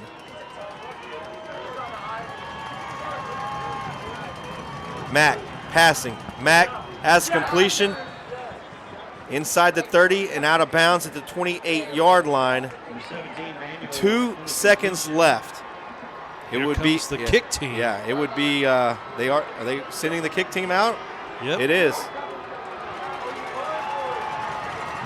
Gators have already blocked one today. A 44-yard attempt from the right hash mark. High snap. Kick is away. It has the distance. And it is good. 37-37. Atascocita and Dickinson tied up at halftime. We'll be right back after this with our Community Credit Union halftime show. Again, you are listening to Dickinson Gator Playoff Football on the Legacy Sports Network. There are only two names to know when buying or selling commercial or residential real estate property. Kim Walt and Danette Watuski in Houston with RE/MAX Results are those two names. As part of RE/MAX Results, Kim Walt and Danette Watuski make your transaction smooth. RE/MAX Results. #WantToMove. Congratulates all local high school athletes. Their phone number is 713-777-SOLD. Legacy Sports Network, now celebrating 18 years of broadcasting excellence. We are your home for local high school sports coverage. Expect excellent audio and video production. Whether you're listening at home or at the game, find us at lsnsports.com. Legacy Sports Network, building a legacy one game at a time. Life happens. Maybe a work trip, a family event, or you just want to watch the game at home. Don't let the tickets go to waste. With Quick Assist, your seat gets listed for sale on every major marketplace simultaneously. No more juggling apps or stressing over resale. We make it fast and hassle-free, so you save time and put money back in your pocket. From pro to college, Quick Assist has you covered. Download the Quick Assist app by scanning the QR code on our Legacy Sports Network website. Quick Assist, your ticket everywhere. We've got the power to make things right. Mr. Electric will show you the light. Looking for electrical help you can count on? Switch to Mr. Electric. We have some of the best trained electricians in the business, and they're ready to help you with any project, big or small. Best of all, with Mr. Electric, our work is 100% guaranteed. That's why so many people trust Mr. Electric. We've got the power to make things better. Mr. Electric. What's the biggest myth about interscholastic performing arts? That you have to be the most talented or experienced to participate. The truth is, anyone can be a part of their school's performing arts. There are countless opportunities for students to participate, from theater, choir, and band to speech and debate. The bottom line, if you want to perform, there's a place for you. This message presented by the NFHS and the UIL. Forming, rolling, punching, cutting, welding. If you know what I'm talking about, you know it's the Walk-Up Company. The Walk-Up Company has become the leading metal fabricator in the Houston area because we can offer you something few others can match. Extensive fabrication experience, a highly seasoned and skilled workforce, high-tech equipment, and the stability you want in tough economic times. Family owned and operated for years, so you know we'll be here for the long run. And our commitment to quality work and customer satisfaction makes the Walk-Up Company the right choice for you. Visit us at walkupco.com. That's walkupco.com. The Walk-Up Company. Your imagination, our fabrication. Welcome back live from San Vitanza Stadium. I'm Kevin Coach with you for the Legacy Network halftime show presented by United Community Credit Union. United Community Credit Union, be united. And we got a lot to talk about in that first half. If you like offense, this is your game, as this game is tied up after the first half, 37-37. Let's talk about it. First off, the Dickinson Gators, from their opening drive from the get-go, they get a 13-yard rushing touchdown by Jace Washington, and he wouldn't be done contributing, but Atascocita's own drive, they would immediately answer right back from their own 31, a big, nice, long 11-play drive, ending off with a 1-yard rushing touchdown by Carday Mack that would tie things at 7 apiece. They get some Gators from their own 21-yard line, though, on the next drive. For 3 plays, they get a big 49-yard rushing touchdown by, again, Jace Washington to put themselves up 14-7 on Atascocita. Atascocita would answer right back from their own 28. They get a 5-play drive and a 32-yard touchdown by Darius Williams to tie things at 14 apiece. The Dickinson Gators had a long 10-play drive from the Atascocita Eagles' 47-yard line, and it only ended up with a 24-yard field goal, but they would have a 17-14 lead. But Dickinson Gators special teams does come in a big way. They recover an onside kick, and from their own 48-yard line, they get a 2-play drive and a 52-yard touchdown by Braden Glover to put themselves up by 10 to make it 24-14. Atascocita would immediately respond on their ensuing drive from their own 40, giving it 6 plays and another 4-yard rushing touchdown by Carde Mack. That would be his second of the night, and also, after that, it was a blocked extra point by the Dickinson Gators special teams, and it was returned all the way to the distance, to the house, a scoop and score to make it a 2-point conversion by Rodney Bimage, and that would make it 26-20. Dickinson Gators, from their ensuing drive, from their own 35-yard line, would put up 6 plays, capped off with a 2-yard rushing touchdown by Jamarian Payne to make it 34-20, and the 2-point conversion by also Jamarian Payne was good to make it 34-20. Atascocita, again, would quickly respond from a quick 2-play drive with a 46-yard rushing touchdown by, you guessed it, Carde Mack. That would be his 3rd touchdown to make it 34-27 Gators. The Atascocita Eagles tried to take a little bit of a play out of the Dickinson Gators special teams, though, as they would try to go for an onside kick, but they would fail to recover it. And the Dickinson Gators would cash in off of it, but only by a 29-yard field goal by Orlando Torres to put themselves up by 10 to make it 37-27 Gators. Atascocita, again, a quick drive, 3 plays, an 18-yard touchdown, this time by Carde Mack's top receiver, Brian Manuel, to make it 37-34. The Gators would have their first 3 and out, the first punt of the half by either team, and the Eagles, before the half ends, from their second-to-last drive from their own 34, 4 plays, they ended off with a 44-yard field goal to tie things up at 37. And that's how the first half shakes up. When we come back, we're going to take a quick break. When we come back, we have Buddy's Best Bets, everybody's favorite segment. When we return here, you are listening to the Legacy Sports Network and this by-district round of the 2025 UIL Texas Football State Championships. We'll be right back for more. Why are interscholastic sports called the last classroom of the day? Because they teach students important life lessons like teamwork, accountability, and perseverance. School sports are so much more than a game. They're about developing the whole person. That's why they're an essential part of every student's education. Encourage your student to participate in the last classroom of the day. Interscholastic sports in Texas. This message presented by the UIL and the Texas High School Athletic Directors Association. When life gets in the way, a work trip, family plans, or even bad weather, don't let your tickets go to waste. Quick Assist makes it simple. Your seats are listed on every major marketplace at the same time, saving you the hassle and putting money back in your pocket. Whether it's the NFL, NBA, MLB, NHL, or NCAA, we've got you covered.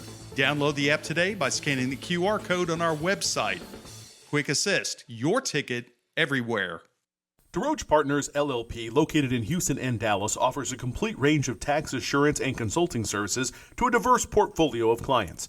Their team is dedicated to the highest ethics of our profession with a commitment to excellence. This is accomplished by putting an emphasis on providing superior professional services specifically tailored to meet the needs of our clients. DeRoche Partners aim to provide valuable insight, effective solutions, and maintain long-lasting business relationships. Their high recruiting standards and culture of excellence is uncommon and unrivaled. They want to wish all the student athletes good luck. Visit DeRoche Partners on the web at dpllp.cpa. Legacy Sports Network, now celebrating 18 years of broadcasting excellence. We are your home for local high school sports coverage. Expect excellent audio and video production. Whether you're listening at home or at the game, find us at lsnsports.com. Legacy Sports Network, building a legacy one game at a time.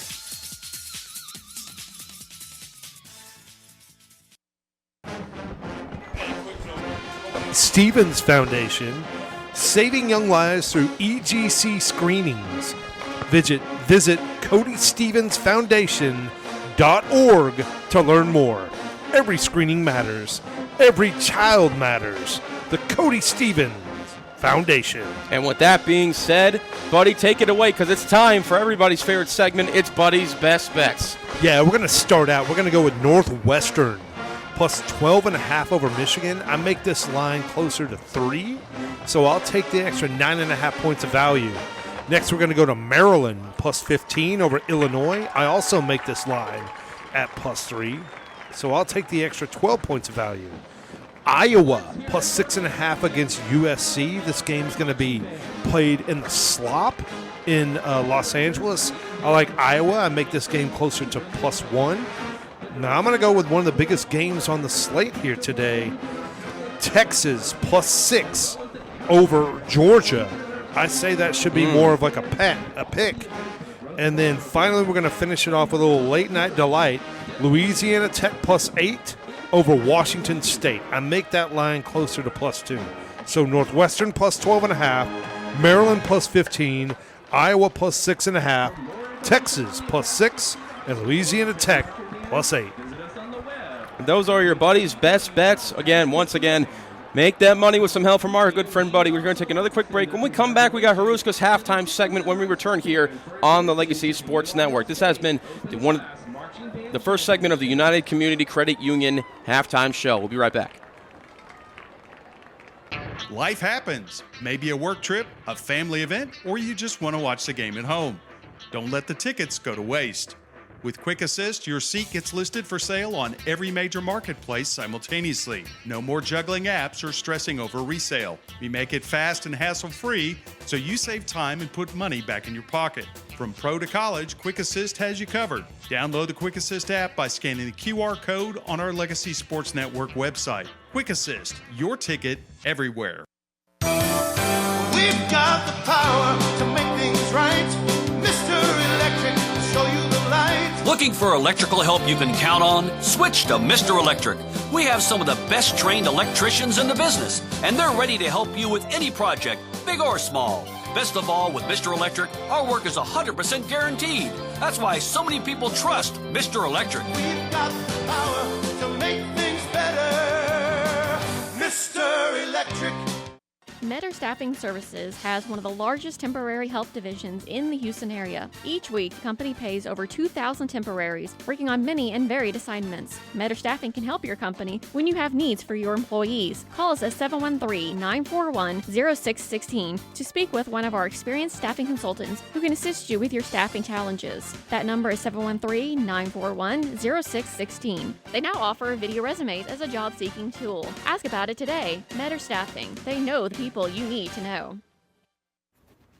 Welcome back to the Legacy Sports coverage of the Texas High School football playoffs. It is that time of the year. My name is Anson Massey. Hope you're enjoying our coverage of the bi-district round of the 2025 Texas High School football playoffs. And I'm telling you, there are some really cool matchups in the first round. You got to love it.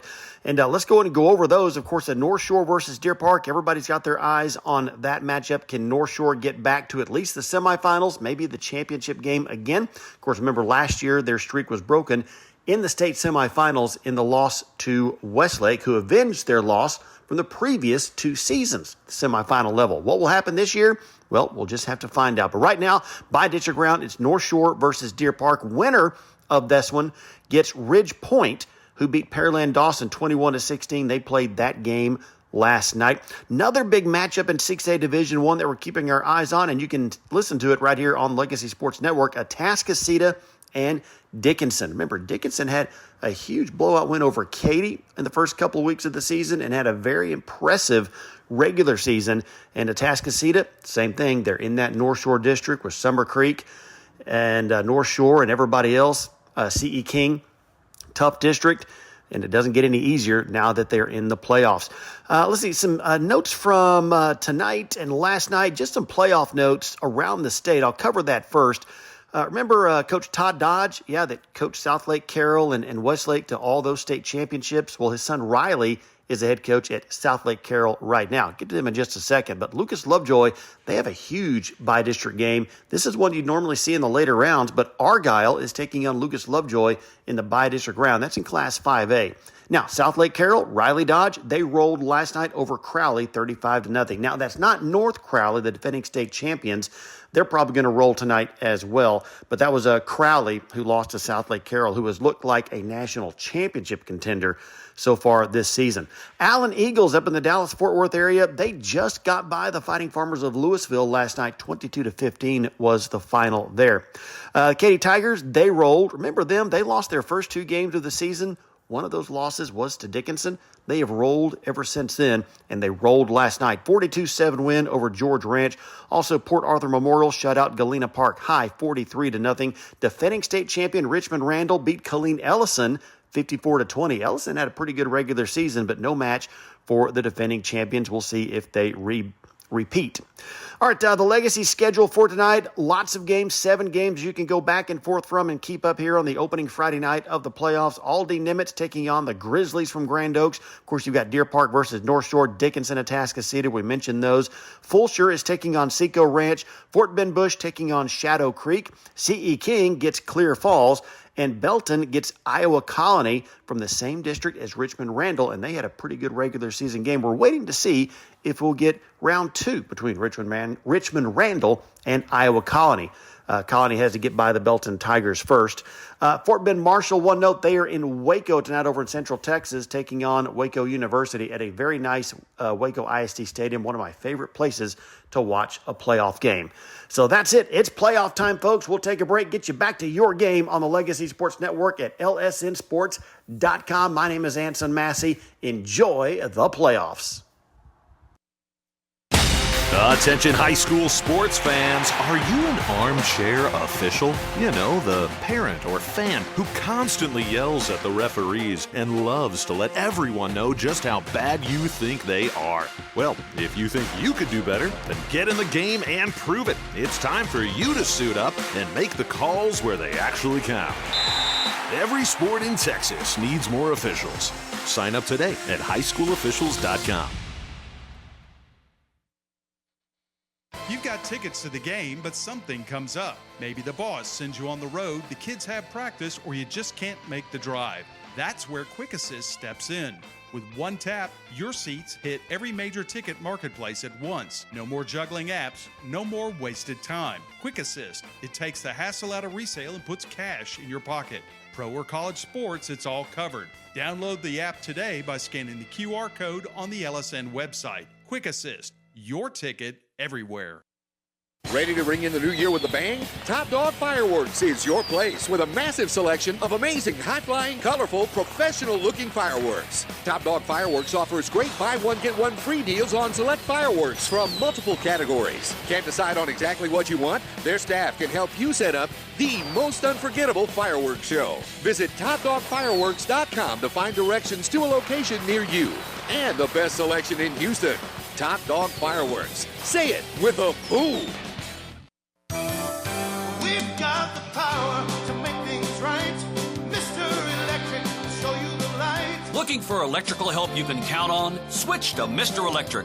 We have some of the best trained electricians in the business, and they're ready to help you with any project, big or small. Best of all, with Mr. Electric, our work is 100% guaranteed. That's why so many people trust Mr. Electric. We've got the power to make things better. Mr. Electric.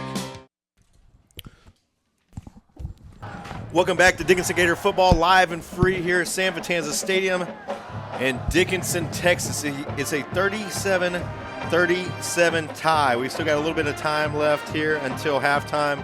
10 minutes and 30 seconds to be exact. That gives us just enough time to run down some of the NFL games that are on the tab this week. Last night, if you're watching, the New England Patriots, they stayed hot. They defeated the New York Jets 27-14. Some big games coming up this week. Any games you're particularly excited about, Kevin?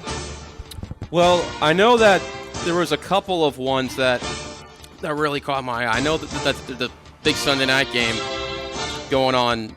Yeah, Lions later. And Eagles. So Lions let's talk and about Eagles. that game. So the Detroit Lions 6-3, the Philadelphia Eagles 7-2, coming off a big win last week against the Green Bay Packers. The Detroit Lions, the brand new Detroit Lions, they destroyed the Commanders last week 44-22, but they did fall victim to the Minnesota Vikings. This is a tough game to call. Yeah. Philadelphia Eagles are at home, What's some of your predictions on this game? Well, for this game, I mean, you said it. It's a little bit of a tough one to call because, like, it is in Philadelphia, and I think the Eagles, like, I think they've been, like, you really don't know if they're, like, a good team or not, per se, the way that they're running their offense. I mean, they have had some struggles here and there, but they're able to find ways to win games. When you look at the Detroit Lions, you have who I consider to be one of the most complete teams in the league, one of the few times, because you always have a 1-2 punch in your running back with Jahmyr Gibbs and David Montgomery as a nice goal line option, coupled with the fact that Amon-Ra St. Brown and Jameson Williams are going to be carrying the bulk of the receiving core, and Sam Laporta is injured out there, star tight end. Yeah, tell me about it. He's on my fantasy. Yeah, so it's a little bit of a tough one to call. I do think that the Lions can squeak it out, but I think it's going to be very dependent on if the Eagles can have A.J. Brown have a breakout game, because he really has not been as advertised so far this season. Eagles are 3-point favorites at home. Lions catching 3. If I had to choose on this game, I would probably take the points and the Lions. Maybe a teaser option there, get them up to 9. So that's the way I would be leaning. Buddy, do you have any thoughts on the Philadelphia Eagle and Detroit Lion game? Yeah, I think this Eagles offense is broken. Yeah. They haven't proven to be effective this year. Saquon Barkley, you knew he wasn't going to repeat the year that he had last year, but you expected him to be Saquon Barkley-like, and he just hasn't been that way. So, A.J. Brown's disgruntled. You've got some turmoil over there. Yeah, my son sent me his Twitch account. Like, not his Twitch account, but he showed me something on social media where he's just all out saying, if you have me on your fantasy team, drop me. Yeah. Drop me. And he's, That's right, yeah. And he's playing. He's on a Twitch station. Yeah. And he's playing with the Eagles. And he's throwing to himself. He's like, these are the only passes I'm getting all night. These are the only passes I'm getting all night. So definitely a disgruntled A.J. Brown and making a lot of noise in the locker room. Another big game on Sunday, and it's going to be in the late window right before Sunday Night Football. And it's the Kansas City Chiefs coming off a bye. They're 5-4. Traveling to Mile High Stadium to take on the Denver Broncos. Denver Broncos 8-2, coming off 2 near losses that they turned into wins, including a couple weeks ago against the Houston Texans. It looked like the Houston Texans were going to come up with the upset, and the Denver Broncos really stormed forward in that fourth quarter. But here they are against the Kansas City Chiefs. Andy Reid, traditionally a great coach, and his teams usually perform good after the bye week. The Denver Broncos, a definite home team advantage, or home field advantage, playing in that Mile High. Besides of the altitude and everything, pretty good home crowd. Looking at it, I'm going to have to go chalk and take the Kansas City Chiefs. Yeah. They're giving up 4. I'm not sure if I would like the entire 4 points. It might be a money line play. But I love the way the Chiefs are going. They're coming in healthy, and you cannot dismiss the fact of how good Andy Reid is after a bye week. Yeah. Oh, go ahead, Monty. Yeah, I was just going to say that Broncos offense been ineffective, unable to move the ball last week against a much maligned Las Vegas Raider defense. You would expect more from Bo Nix. He's had a bit of a sophomore slump. The defense has always been there. Nick Benito's been playing out of his mind this year, but that offense is just ineffective. I'm not a big believer in Bo Nix. I think the Chiefs roll in that game. I think Denver Broncos, they come back down to earth on this game. Kevin? Yeah, I'm the same way. And also you have to couple in the fact that J.K. Dobbins is now hurt, so R.J. Harvey is going to be getting the bulk of the carries in that game as well. And then you factor in the Chiefs as well, coming off a bye week. And it's a good thing for them that they have Rashee Rice coming back off of suspension, because he has been as advertised as coming back. Yeah. So I expect him to have a pretty big game, as well as most likely Travis Kelce. He's also having a good game. There's also a couple of weapons that I think have been underutilized for the Chiefs. Like Juju Smith-Schuster hasn't really been utilized. Hollywood Brown was doing good before Rice came back, and now Rice has kind of been the main target. But I do expect the Broncos to come strong defensively. You mentioned Nick Benito, but I think Patrick Mahomes and the offense for the Chiefs is going to be too much for the Broncos to overcome. Real quick before we send it out to break, anybody that should be on upset alert today, either in college football or the NFL slate? Kevin? That's a tough one. I'll give you mine. Go ahead. I'm going to say the Pittsburgh Steelers. I was just about to say that. The Cincinnati Bengals coming off a bye week. That gives that old man a little bit time to rest his body. Yeah. Get a game plan together, and that's a divisional game. So Steelers 5.5 point favorites. I'm going to put them on upset alert for the NFL Sunday. Anybody for you, buddy? Oh, yeah. Yeah? Jameis Winston's going to eat a W. Oh, yeah. Really? Jameis Winston is going to eat that W. Giants 7-point dogs to the Green Bay Packers. Giants at home. So Giants are your dog of the day. Who are you going with, Kevin? You like that one too? I mean, I think you're a Giants fan. Yeah, as you? a Giants fan, the season is pretty much over, and like Dart getting concussed. But we'll see what Jameis Winston can do. But I do like that Bengals pick against the Steelers because Joe Flacco, I think, has resurged himself. All righty, so there you have it. This has been the Community Credit Union halftime show. Don Jones, Buddy Brooks, Kevin Z. We're going to take a commercial break. Both teams out of the locker rooms on the side, in the end zone, about to run to their banners. When we come back, we'll have second half action.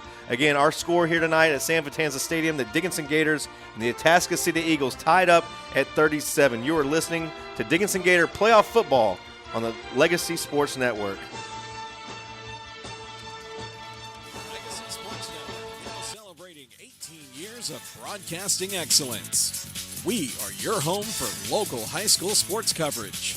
Expect excellent audio and video production. Whether you're listening at home or at the game, find us at lsnsports.com. Legacy Sports Network, building a legacy one game at a time.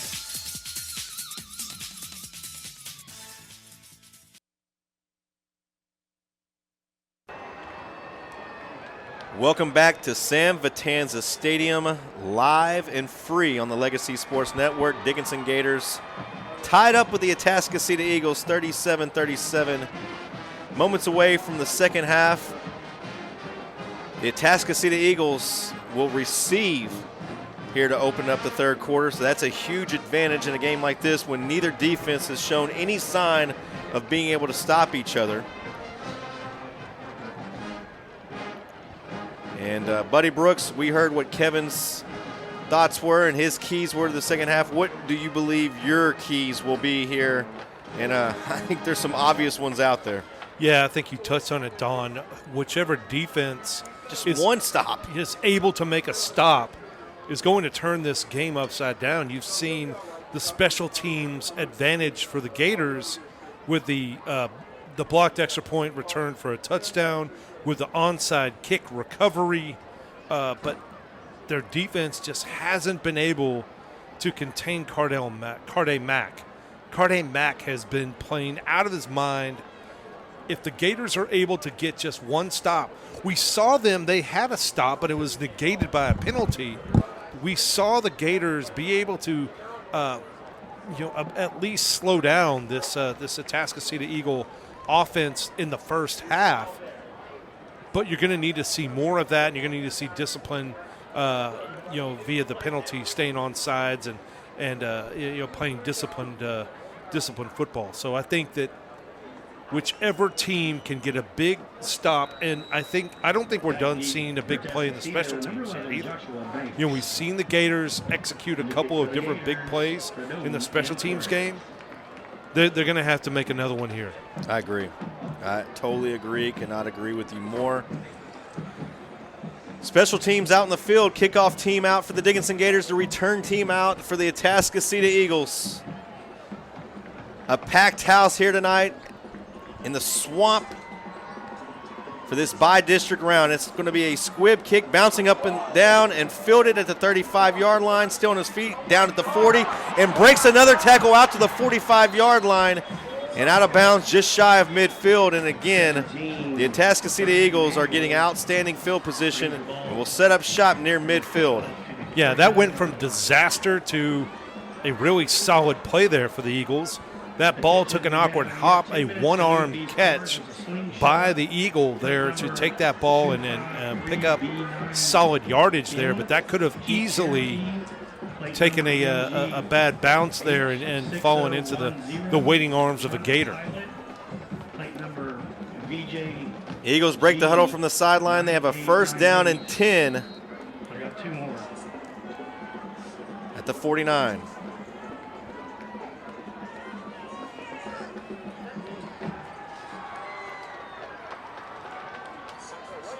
Carde Mack in the gun. We heard that he's had several offers as a running back. 2 of the schools, Arizona State. Also, if you have a Hummer H3, plate number AB9. So we're talking about big-time Division I schools there. Cruise, plate number V. Yeah, and he's, I think we were talking about it at halftime off the mic there, Don, but Are they going to be towed? I'm going to be glad to see Carde Mack graduate. Very much. Second down and 4 for the Eagles. They are now inside Gator territory at the 44-yard line. Mack fakes the handoff, now throws it, has a man open, completed at the 10, 5, touchdown Atascocita Eagles. That's Darius Williams, the senior wide receiver, with a touchdown snatch. He was wide open there, just right up the seam, and a perfect pass there by Carde Mack.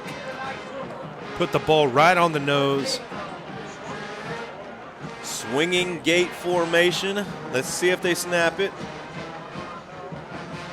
They're lined up. You just never know.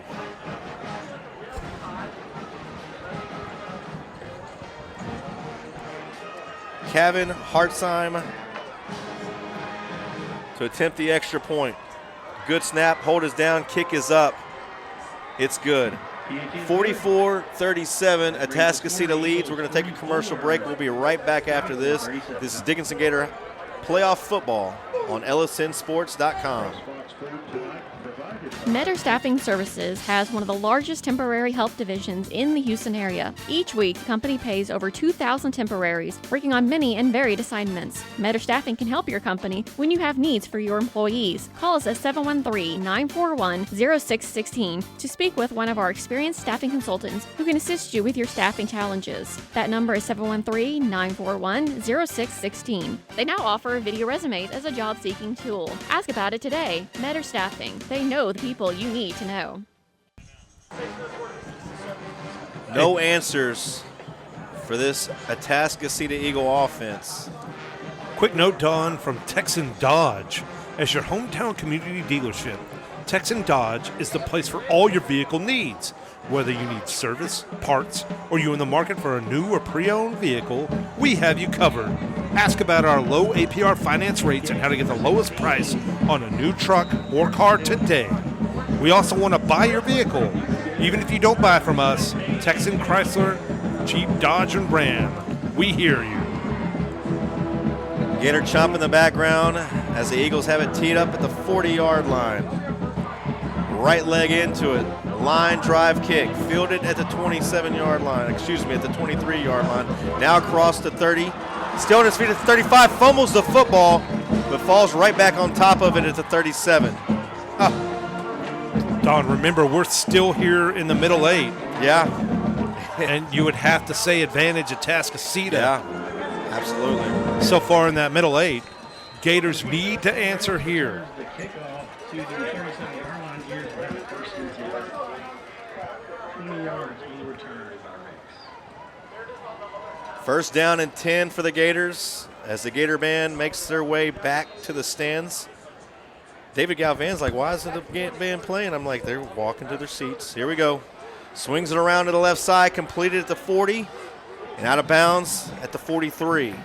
Washington running the ball with authority out there.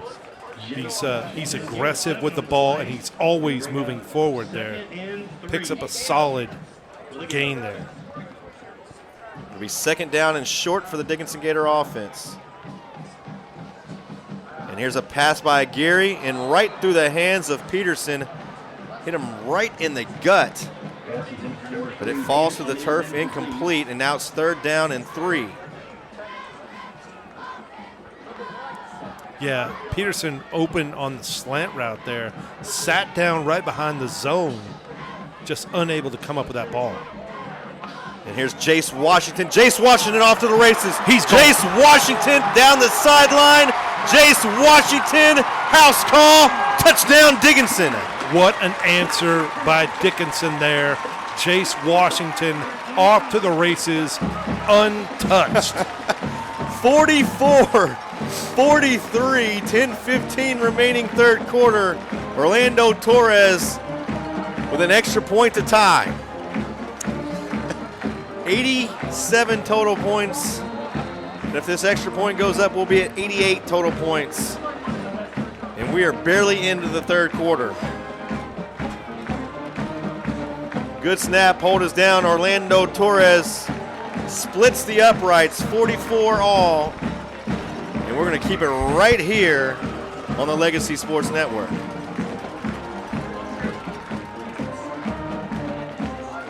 Yeah, Don, big time answer there by the Gators to come back out there. Jace Washington gets a little flare pass, and then he takes the handoff to the house. He's been playing out of his mind tonight. You know, you don't want to think about next year yet, but I mean, wow, what fun is it going to be to watch him grow up and mature? I mean, because, again, he was not even on our radar to start the 2025 season. And as we mentioned earlier, just slowly eased his way into the lineup, made some big plays coming from the wide receiver position. And then when that backfield got banged up, when Gamble went out and now Gomez out, they're really, really relying heavily on the sophomore. And he's making Coach Nelson look good, giving him that opportunity. Yeah, he's playing out of his mind tonight. Playing really well. So Orlando Torres has it teed up. He's slightly to the right side of the football with that left-footed style kicker, and then it's Rendon. And it's going to be Torres squibbing it out, bouncing at the 20, fielded at the 15. 30-yard line, now the 35, far sideline, puts his head down and out of bounds at the 45-yard line. Back and forth we go here tonight at San Vitanza Stadium. That scoreboard operator is getting a workout. It's 9 o'clock and we're not even close. No. We're not even halfway through the third quarter. And we appreciate everyone joining us here on LSNsports.com. It's an honor. You all allowing us into your homes, whether it's on the big screen or whether it's on your smartphone, whether it's viewing us or just listening to us. We appreciate all the love and all the support. We are hoping we can bring you a W home tonight. It's a 44-44 game. Atascocita first down and 10 at the 46-yard line. Here's Carday Mack. Carday Mack. He's going to be slipped up and tackled after a 2-yard gain. That's a big tackle there by Quintrell Bloom, the senior linebacker for this Dickinson Gator defense. Yeah, big time stop there by Bloom. First time we've seen Carday Mack in a long time get bottled up like that. This game living up to everything that's been advertised all week. All the news outlets are here. Several other media outlets are here. It was highlighted on Dave Campbell's show. Here's Carday Mack again. Carday Mack rolls out to the left, in trouble, throws it out to the sideline, has a completion at the 35, thrown out of bounds at the 33-yard line. So now we're seeing that dual threat part of his game as he's able to complete a pass out to Brian Manuel. Looked like we had him again in the backfield for a sack in some way. He wiggles free, throws another dart out to the sideline for another first down.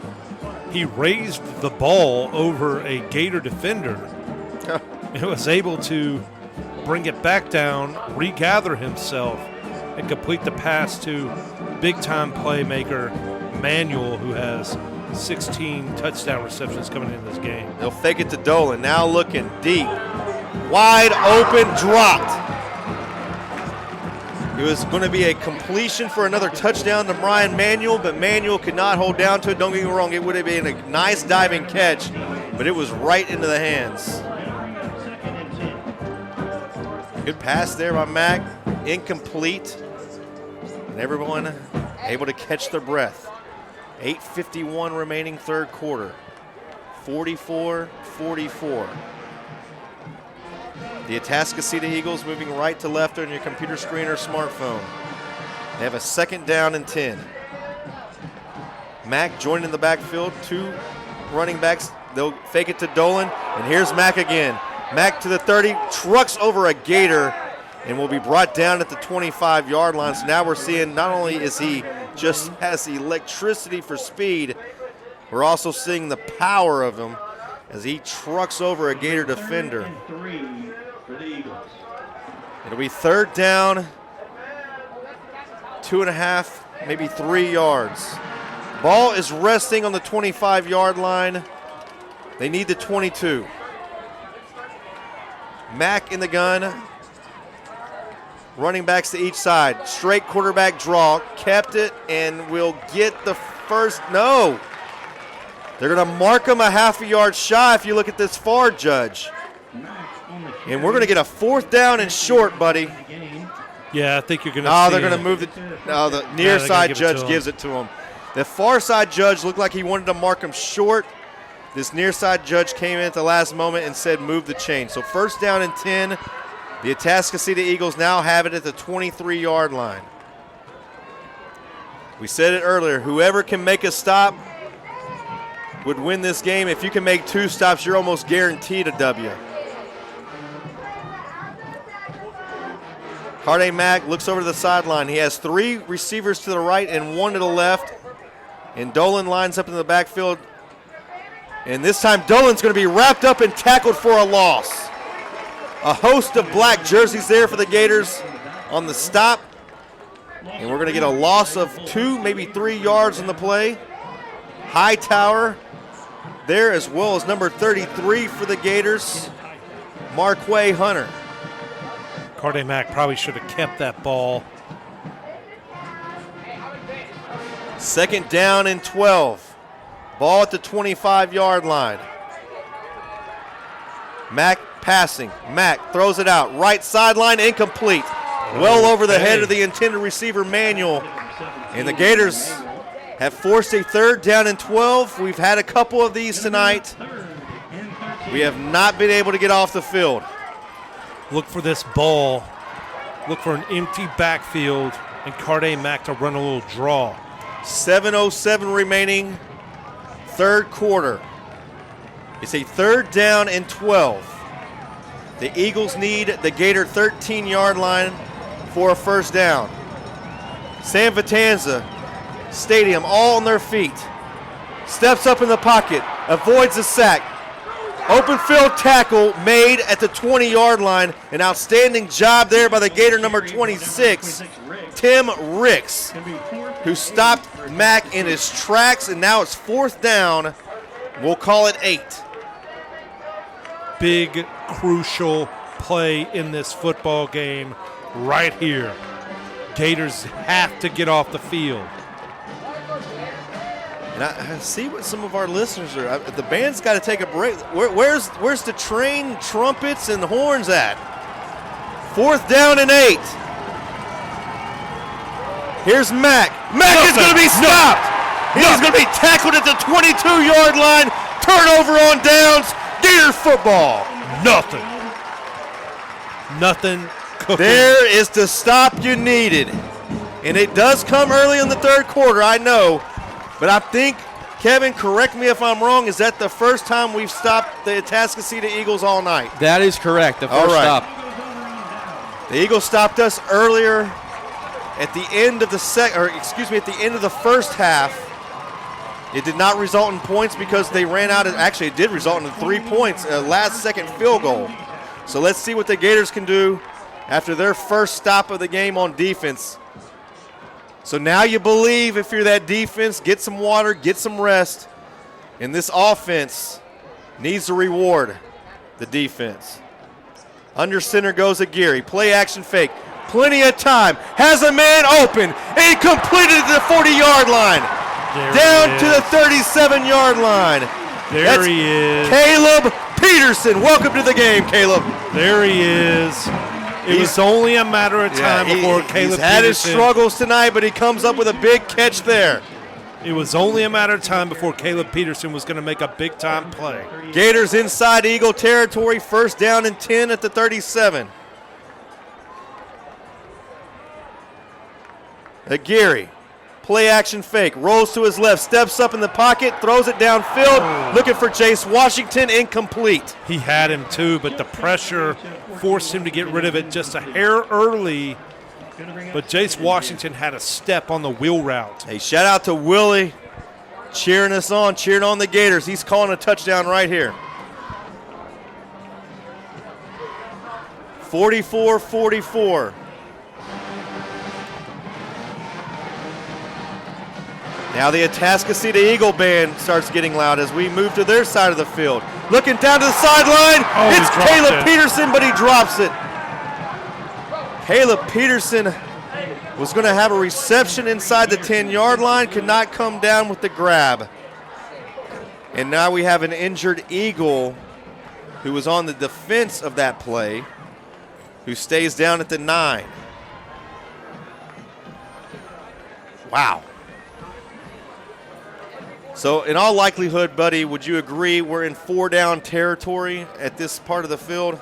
Yeah, I think Coach Snelson has shown a propensity for going for it on 4th down right here at this position. Yeah, and, unfortunate for the Eagle who's down, but this does give the Gators time to come up with 2 plays here. You're thinking maybe you don't need to get it all at once, but maybe 5 to 7 yards here, maybe break a tackle. And at worst, you give yourself a 4th down and short. Or you could just give it to Jace Washington and let him break one. And that's happened a lot. I don't care how they do it. Yeah. I don't care how they do it as long as they do it.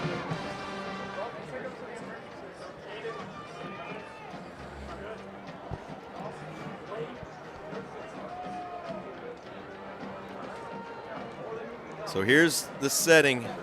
Here, we're going to set the stage for you. It's 3rd down and 10. 5:47 remaining 3rd quarter. All knotted up at 44. Dickinson Gators, their defense just had the first stop of the game. Gators moving left to right on your computer screen or smartphone. They are now lined up. Geary in the gun. Aguirre, play action fake. Looking, steps up in the pocket, and he's going to be sacked. Ball comes free, and the Gators fall on top of it. And it's going to be 4th down and 9. Going to be interesting to see what the Gators do here. Kind of in no man's land. Yeah. Too long for a field goal, probably too short to punt it. And with all the weapons that you have and the success that you've had on offense, I think Coach Nelson's making the wise decision, keeping the offense on the field.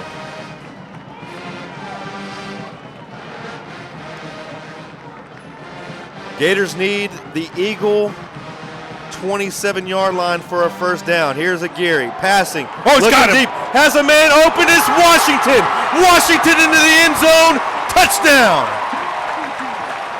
Jace Washington, have yourself a day, young man. Have yourself a day. Wow. He was wide open. Well-designed play there. His 4th touchdown of the evening.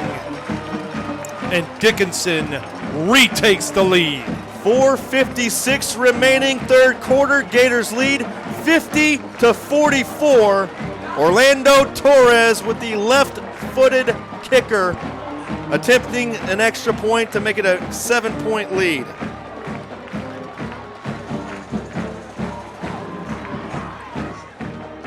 Gator fight song in the background as this sold-out crowd here at the Swamp on their feet, loving what they're seeing. Torres's kick is up. Torres's kick is right down the middle, 51-44. We're going to take a break, catch our breath. We'll be right back after this. You are listening to Dickinson Gator Football on the Legacy Sports Network. There are only 2 names to know when buying or selling commercial or residential real estate property.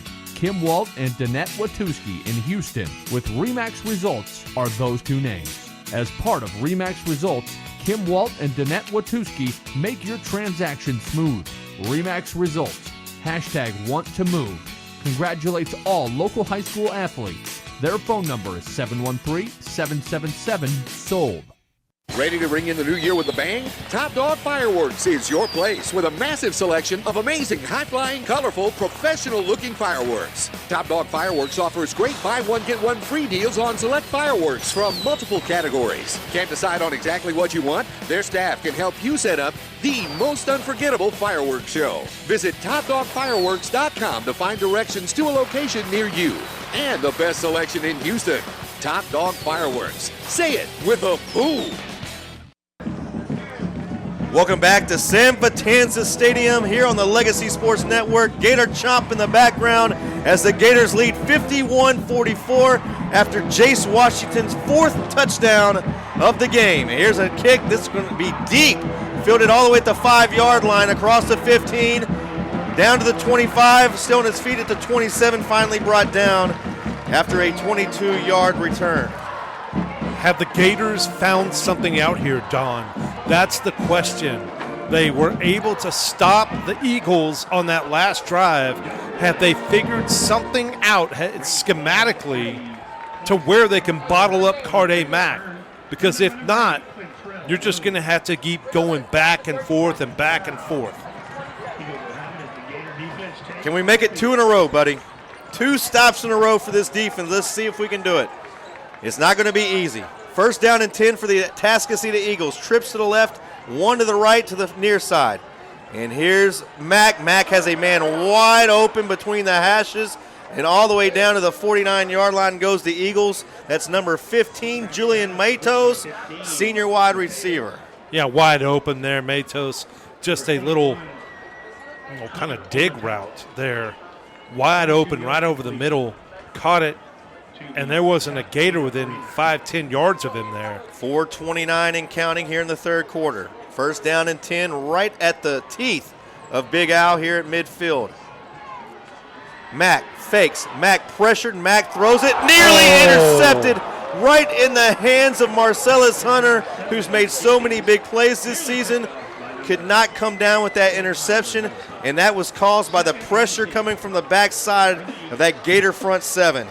Yeah, just he overthrew his intended receiver there and hit Marcellus Hunter right in the breadbasket. 2nd down and 10. Ball at the 49-yard line. Twins to the left. Slot to the right. Looked like we might have had movement as Dolan gets the handoff. Dolan right up the gut, and that's not going to work. They've tried that several times, trying to keep this Gator defense honest, but all that's going to do is force a 3rd down and 9. Big, crucial 3rd down right here. Quintrell Bloom credited for the tackle, and now it's another 3rd down and long for the Atascocita Eagles. They're going to call it 3rd down and 9 officially. The line to gain is the Gator 41. Twins to each side. Carde Mack in the gun. Dolan will go in motion to the right. Mack throws it. Mack has a completion and a lot of running room. A lot of green in front of him at the 25 and finally wrestled down at the 23-yard line. He caught his wide receiver Manuel in space, and Manuel turned it upfield and made it another 30-yard gas play against this defense. Yeah, that's Manuel. He's a big-time playmaker for this Eagle offense, and he was wide open and really got those yak yardage going. 1st down and 10 for the Eagles. Ball marked at the 22-yard line. Dolan to the left side of Mack. Mack in the gun. Mack passing again, has a man wide open, completed for another 1st down near the 10-yard line. They're going to mark him out of bounds at the 11. That reception was Kendrick Jenkins, the junior for the Eagles. So the Eagles still can get another 1st down. They'll mark it at the 12. So a 1st down can be obtained at the 2. The Eagles.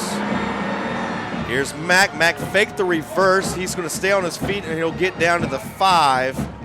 No, check that. He's down at the 10. There was a big scrum that okay. My moving fault. Down to the 5. So, hey, good job there by the defense.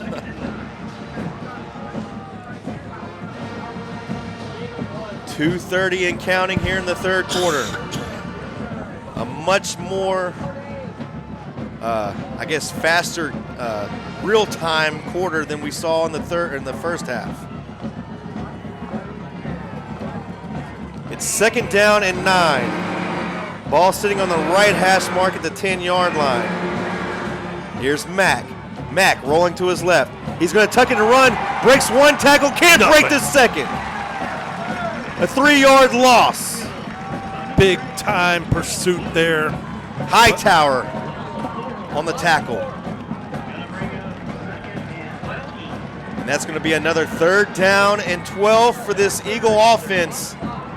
The Gators, they were able to stop them in the previous possession. Now this is the loudest I've heard this stadium maybe ever. Everyone here at the Swamp on their feet. 3rd down and 12. Carday Mack having trouble getting the play, and now they get it. Mack passing. Mack steps up, throws it incomplete. Great coverage there by Cashmere in the safety position, and the Gators have forced a 4th down, and out comes the field goal team for the Eagles. And this is not a gimme, Don. Never We've a gimme. Seen the issues that the Eagles have had kicking field goals and extra points tonight. The Gators have already blocked 1 field goal today. It was scooped and scored for a 2-point conversion. This is going to be a 31-yard attempt. It's up and good. We got a flag down. But there is a flag. Gators, no real initial sign of who this might be against.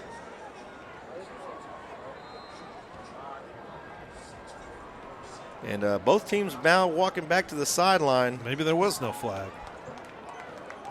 I think Coach Nelson thought the same thing as you do. So no flag.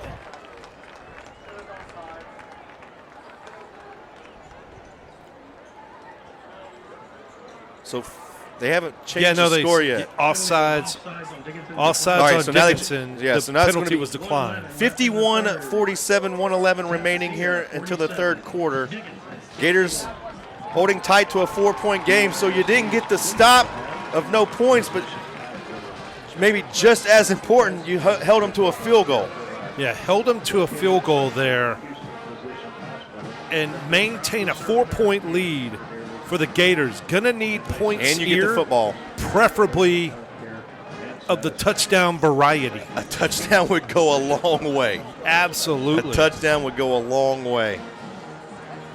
Back and forth, edge of our seats battling. Jamarian Payne and Marcellus Hunter back deep to return. They've had a couple opportunities. Marcellus Hunter, we have not seen Jamarian Payne return a kick yet.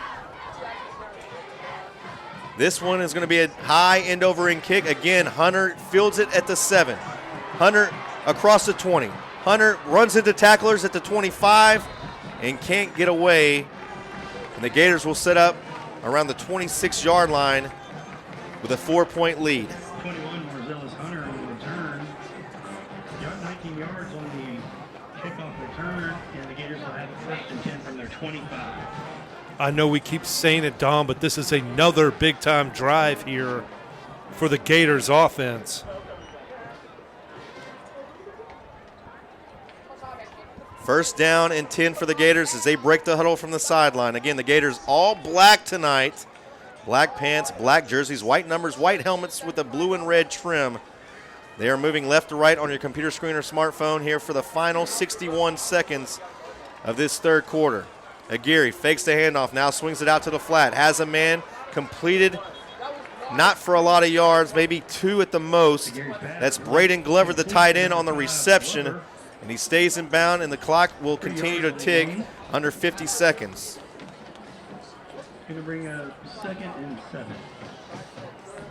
2nd down and 7. This time they will hand it off across the 30 down to the 29-yard line. That's Jace Washington on the carry, and he moves even ever so closer to the 1st down.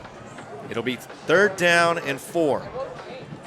20 seconds remaining until the 4th.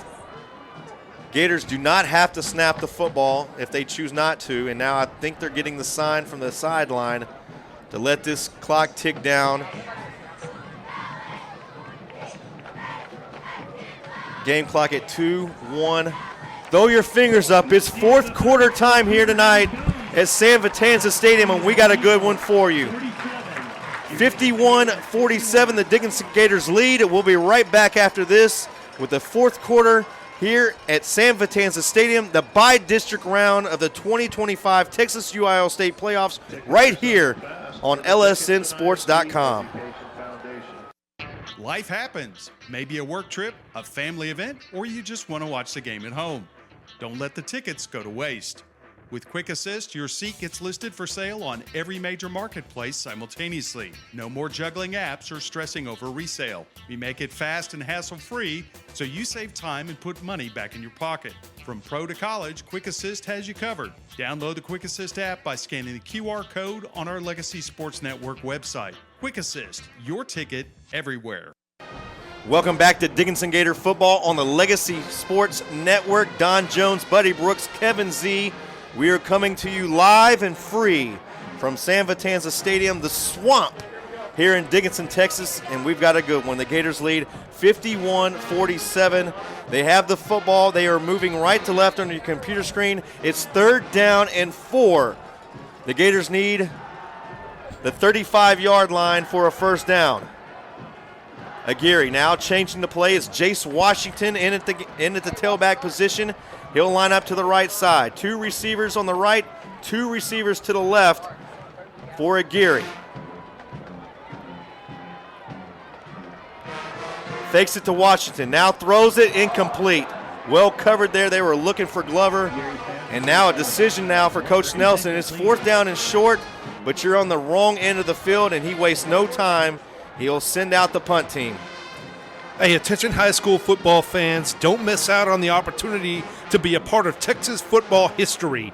Mark your calendars for the UIL State Football Championships, December 17th through 20th at AT&T Stadium in Arlington, Texas, where the best teams from 6-man to 6A leave it all on the field in hopes of being named champion.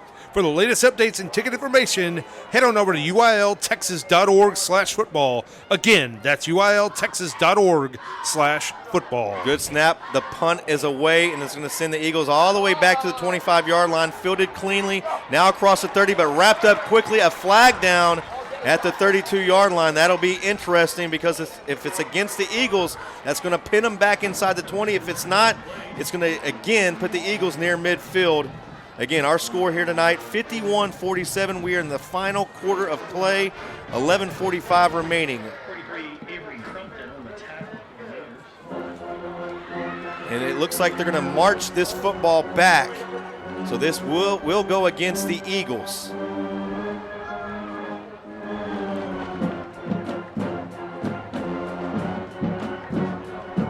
Just let you enjoy the sounds here tonight. Friday Night Lights. San Vitanza Stadium. This crowd ain't going anywhere either, Don. They've been loud. They've been rowdy. Dickinson Gators, a perfect 10 wins, 0 losses. Top 5 team in the entire state of Texas. Looking to give the Dickinson Gators their first state championship since 1977. We're a long way from there, but if you get past this first round, we found out that sometimes this game's the toughest, especially when you're lined up to play either Atascocita or North Shore every year. Every year. Everyone's here. McAvoy's here. Helicopters flying around all day today. Drones are in the air. And here's Dolan, and Dolan finds a little bit of a crease. That might be his biggest gain of the day as it goes for 5 yards. They've really done a good job of bottling him up. That time he does go for 4 or 5, and that's a big deal because now that sets up Mack where he can really have the freedom to do what he needs to. It's, you got to defend the pass and the run here. Trips to the right, tight end left. Carday Mack hands it off to Dolan again. Dolan looking for that left sideline, gets it. Dolan has a first down and a lot more as he's knocked out of bounds by Bimage close to the 40-yard line.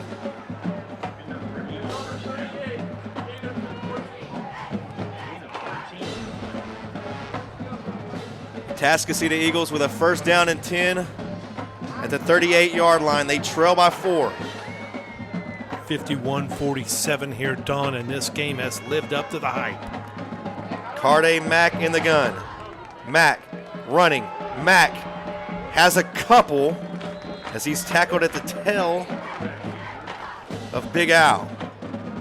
Give Mack 5 on the gain. It doesn't look like he's going to get much at all, and then all of a sudden you see the chains move or the yardstick move, and he just so easily and gently and smoothly picks up 6. He's big, he's fast, he's physical. Second down and 4. Gators move, and they're going to whistle it dead. I believe we made contact, so we're going to gift them a first down. And the Eagles will have another first down and 10 close to midfield.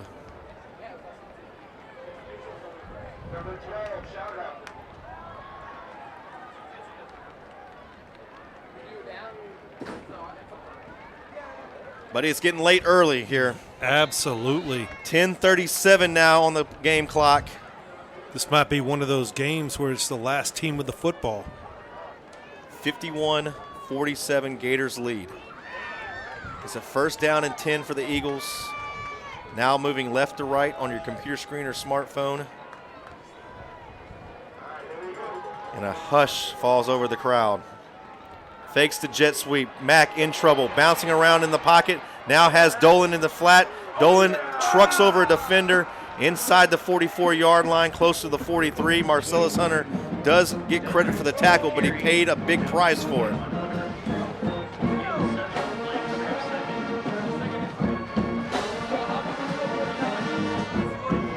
That play went for 8 yards. It's second down and 2 now for the Eagles.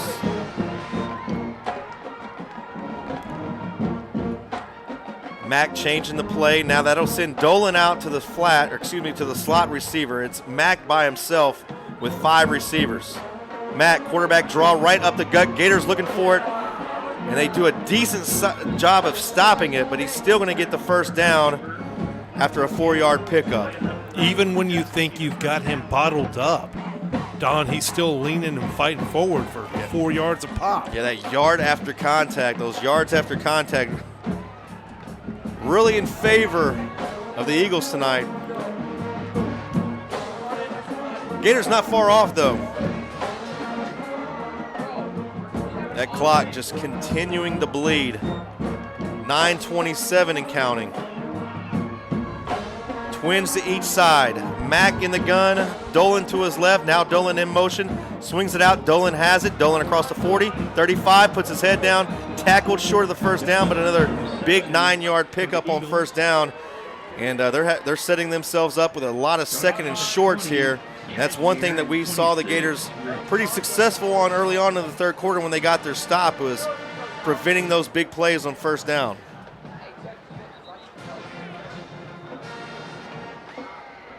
Or we have a timeout on the field here. Yeah, somebody called timeout. We'll sort it all out. There definitely is a timeout. We'll take it with them. 51-47 Gators lead. Actually, no, they're coming back on the field, Kevin. Yeah, not sure what the stoppage was. Not sure what that was. Yeah, but we are still in play here. It was an injury timeout. Not sure who was injured. It looked like it might have been an Eagle there on the far sideline. Second down and 2. Matt claps for it. Gators nearly jumped. Now they're back on sides. Mack changing the play. Signals to the offensive line. Claps for it, gets it. Now throws it, incomplete. Threw it behind the intended receiver, Manuel. And that'll be third down and 1. It's got to be Carde Mack territory here. You got to figure for the Eagles. Yeah. Maybe a little quarterback draw.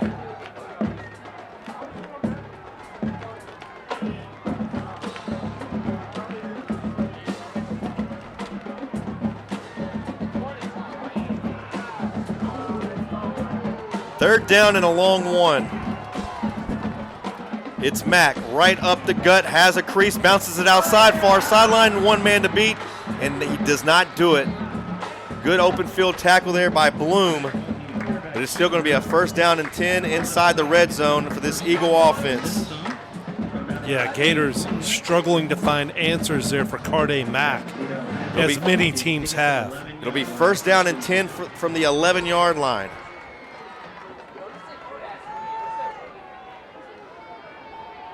The Eagles, a very good team inside the red zone.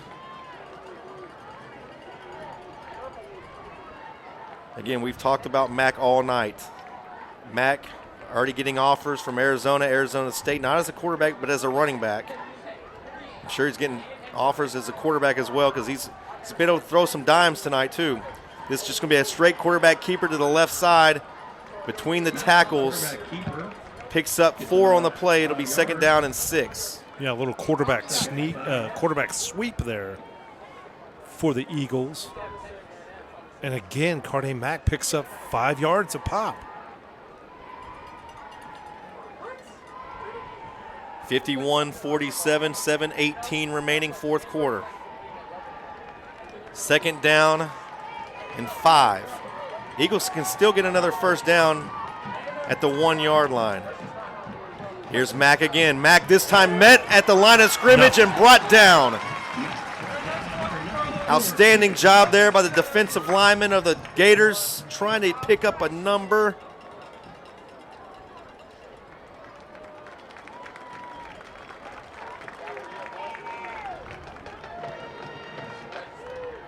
I believe we're going to give credit to Hightower on that stop. And it's 3rd down and 4.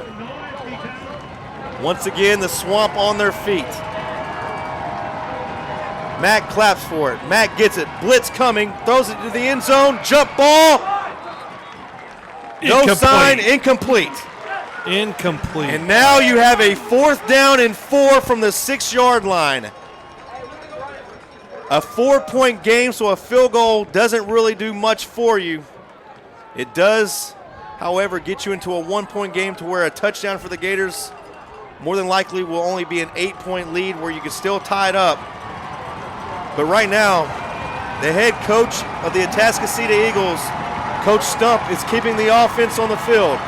It's going to be a 4th down and 4. I think it's Carday Mack territory. Mack. Oh. Did we get movement? I think we did. Jump ball, end zone, incomplete. Incomplete. But there is a flag. There's a flag. But the receiver was out of bounds. The hat is down. The hat is down. Maybe from offsetting.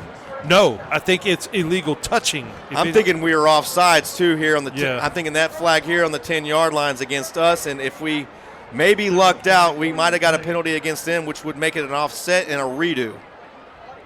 But if that penalty is not against the Eagles on the reception or the incomplete pass, it looks like it's going to be 1st and goal from the 1 because the Gators did jump. They're discussing this. We've seen a penalty earlier on in this game give the Eagles a free 1st down. And this is a big call.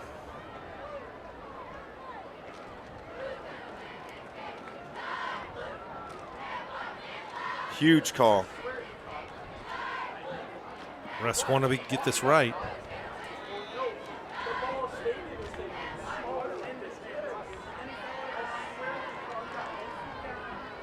There's the offsides against the defense. And then, buddy, there's your call, the illegal touching. Illegal touching, yeah. So it's all going to be a redo. Anytime one of the referees throws their hat on the ground, it means that a receiver, an eligible receiver, had stepped out of bounds. 6:19 remaining in this game. Gators lead 51-47. 4th down and 4. The Eagles can still get a 1st down without scoring a touchdown. It'll come at the 1-yard line. Coach Stump all the way out to the 10-yard line, and he's going to have to use a timeout. That's Coach Stump and the Eagles' first timeout. We're going to break it. We'll be right back with this 4th down play right after this. You're listening to the Legacy Sports Network Playoff Football. Legacy Sports Network, now celebrating 18 years of broadcasting excellence. We are your home for local high school sports coverage. Expect excellent audio and video production. Whether you're listening at home or at the game, Find us at lsnsports.com. Legacy Sports Network. Building a legacy, one game at a time.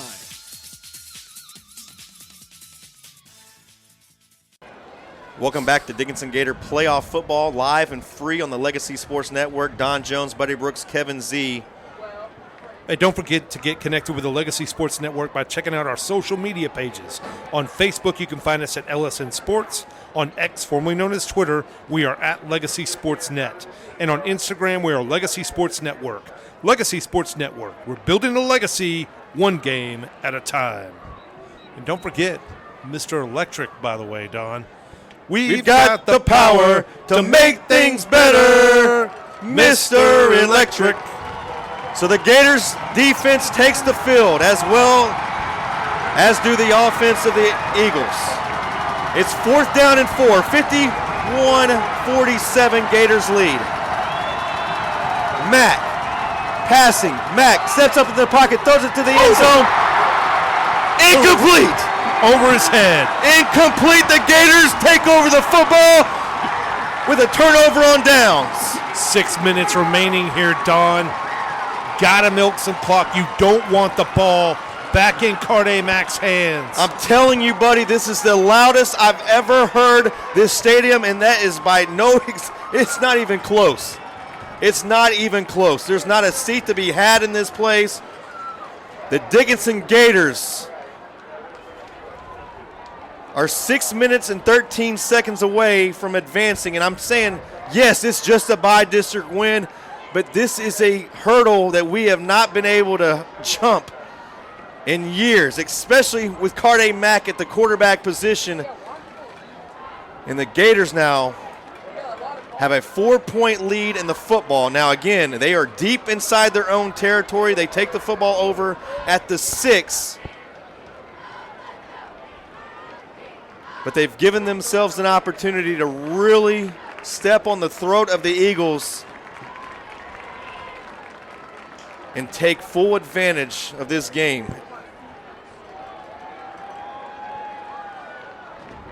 Big time drive coming up here. Gators want to milk some clock and preferably put some points on the board here. Gators take the field. 3 receivers to the left for Aguirre. And you'll have a tight end to the right. Jace Washington. Jace Washington turns it upfield. Jace Washington nearly had a big play. But he'll still have a first down after a 14-yard run at the 20-yard line. Literally a shoelace.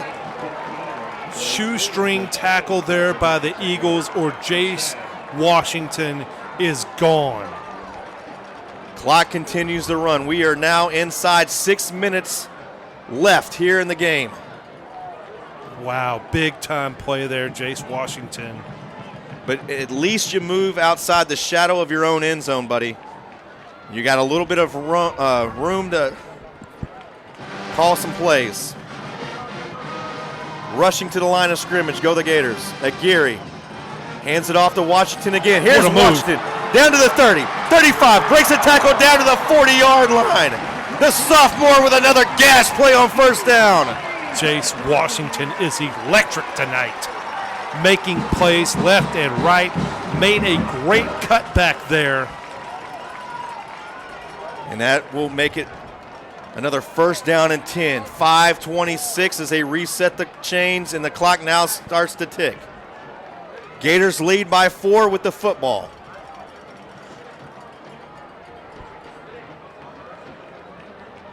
They'll break the huddle with 11 on the play clock.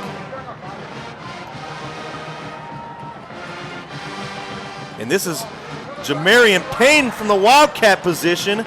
And Jamarian Payne with some hard-nosed yards. Give him 4, maybe even 5 near midfield. Yeah, Jamarian Payne there from the Wildcat formation picks up a solid 4 to 5 yard gain there. And this offense is on pace. They're within the chains. Eagles have 2 timeouts remaining, including the 2-minute timeout. So they'll be able to stop the clock 3 times. Gators chewing as much of this clock up as they can. clinging to this 51-47 Play clock lead. under 10 seconds as they break the huddle. It's again Aguirre at quarterback. Now we're going to see Bledsoe in the game. He'll get inside Eagle territory down to the 49-yard line. Shy of a first down. It'll be 3rd down and 2, maybe 3. Crucial 3rd down. Under 4 minutes now left. Gators. 51-47. You can run your 4-minute offense here, Don. You want to milk some clock. You want to pick up first downs. Rushing to the line. Aguirre under center. Hands it off to Washington. Washington breaks one tackle, stretching it out to the sideline. He's going to be very close to a first down. The far side judge has him with a first down. Let's see what they call. They do signal first down. That was a Jace Washington effort play. It wasn't there initially, was it, buddy? It was not there. Made a nice little jump cut to the left and picked up just enough for that first down. But more importantly, Carde Mack is on the sidelines for the Atascocita Eagles. 3:23 and counting. 12 on the play clock. It's Aguirre in the gun. Aguirre to Washington again. Washington puts his head down, and they are putting 8, 9 in the box right now. Washington gets to the 44-yard line, and I believe Coach Stump is going to use his first timeout of his second timeout of the game, and we're going to break it with them. 3:08 remaining. Gators lead 51-47. We'll be right back after this. You're listening to Gator Playoff Football on the Legacy Sports Network. To be a mentor, you don't have to have some special talent. That's why we're having some real-life mentors sing for us. Hit it, guys. Row, row, row your boat, gently down the stream. Merrily, merrily, merrily, life is but a dream. Thanks, that was awful. So remember, to mentor a child, you don't have to be perfect. Row, row, row your... Please stop. You just have to call Save the Children toll-free at 1-877-BA-MENTOR. A message brought to you by Save the Children and the Ad Council. Read it.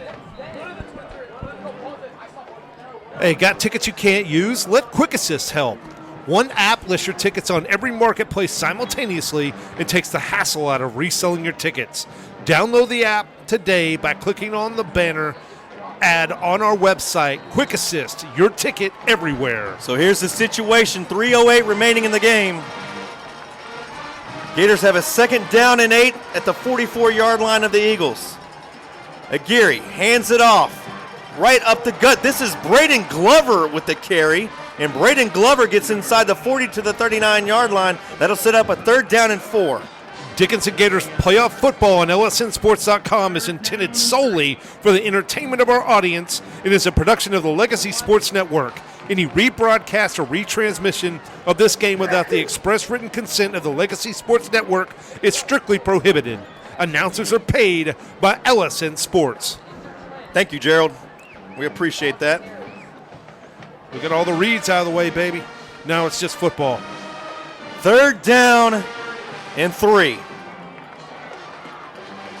Jamarian Payne on the Wildcat formation. Jamarian Payne plows forward. Oh, I think he got it. I think he got it. It's close.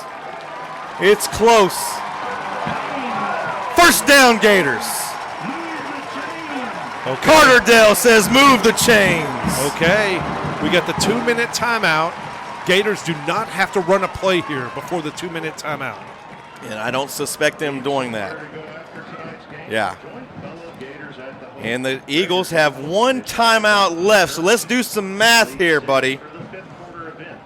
It's close, huh?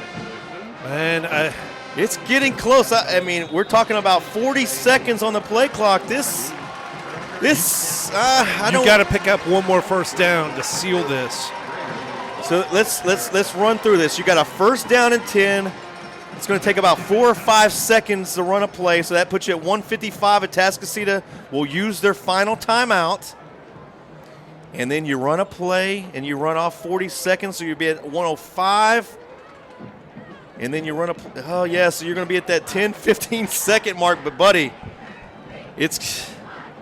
Yeah. It's going to be tough for the Atascocita Eagles. Again, if you're just joining us, the Gators lead 51-47. It's a 2-minute timeout mark here.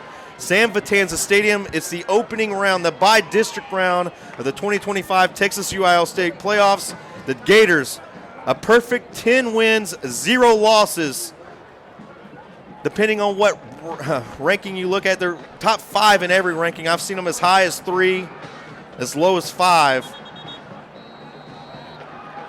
Winner gets Pearland next week.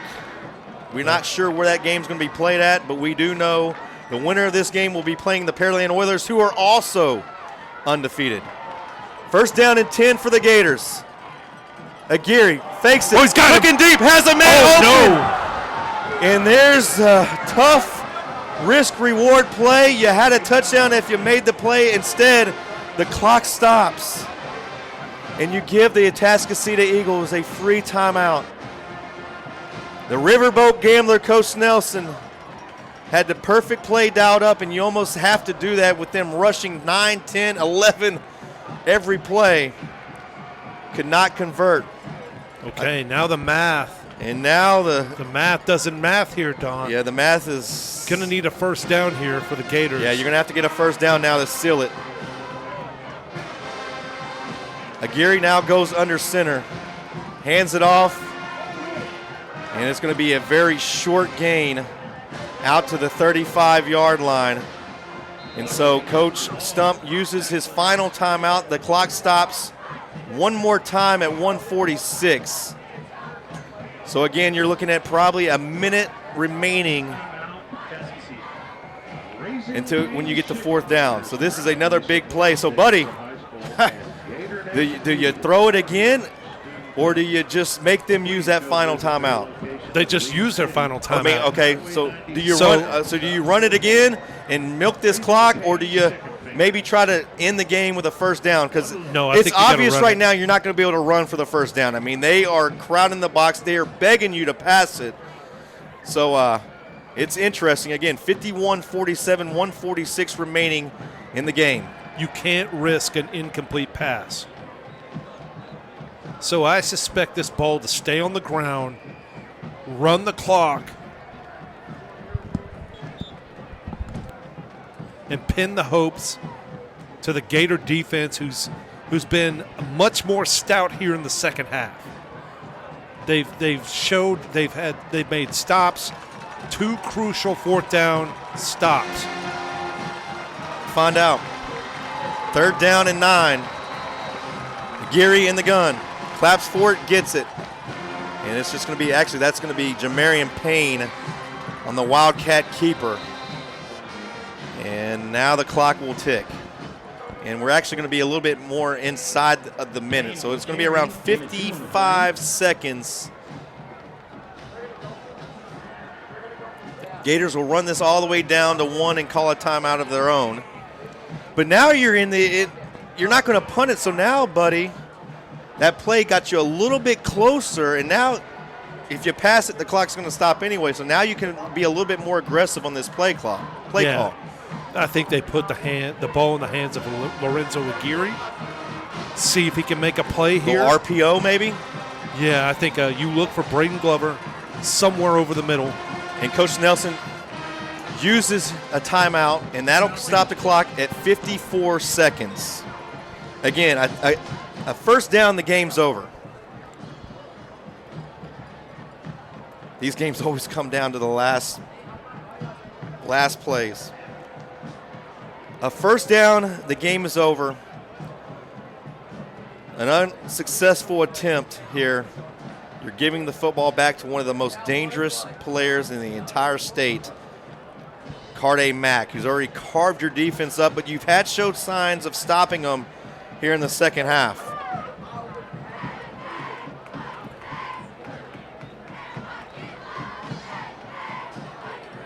Fourth down and 7. The line to gain is the 26-yard line.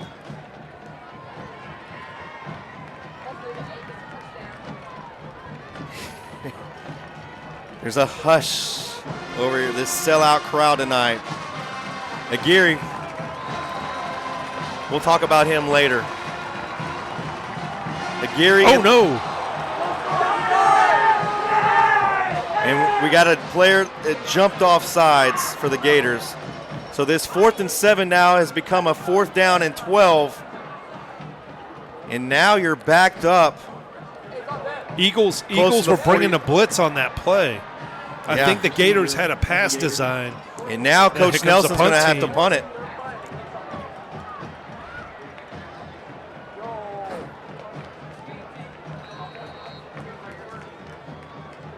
Coach Nelson sends the punt team out. So the Atascocita Eagles, they're going to get another opportunity here. The snap is the most important thing here. Geary back. Low snap, punt is away. It's a short punt. Bouncing, takes a Atascocita Eagle hop at the 20-yard line, and it will be finally down at the 22 with 42 seconds left. 42 seconds left. Dickinson up 51-47. Let's just reset everything. Carday Mack has been playing well. However, Don, if there is an Achilles heel in his game, it's passing the football, especially in definite passing downs like we're in right now. The clock is your friend if you're the Gators. Keep them in bounds. Any tackle that's not a first down, that clock will continue to roll. You negate some of the run threat of Carday Mack just based on the clock. 51-47 Gators lead. Atascocita Eagles, first down and 10. Here's Mack. Mack, plenty of time, sets up, ball picked up. Incomplete. It looked like the Gators might have ended the game there with the interception. It would have been a terrific play. Unfortunate for the Gators, they're going to give Mack another chance. That took off about 10 seconds, though. So now you're at, actually, that took off 8 seconds. 34 seconds remaining. Gators clinging on tightly to a 4-point lead. Mack passing. Mack down the hash marks. Dropped. Marcellus Hunter was there on coverage.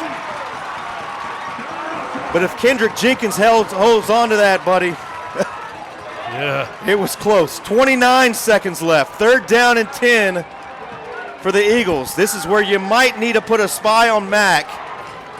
If you're the Eagles, we just need to get a first down here to keep this drive alive. 51-47, 29 seconds left. Again, the swamp. Everyone on their feet. There's not one person who's sitting down except for Kevin Z at the controls. Sorry to call you out. Pump fake. Mack looking deep. Sideline. Incomplete. Underthrew him. It comes down to this one play. Fourth down. 24 seconds left. Now Kevin Z is on his feet.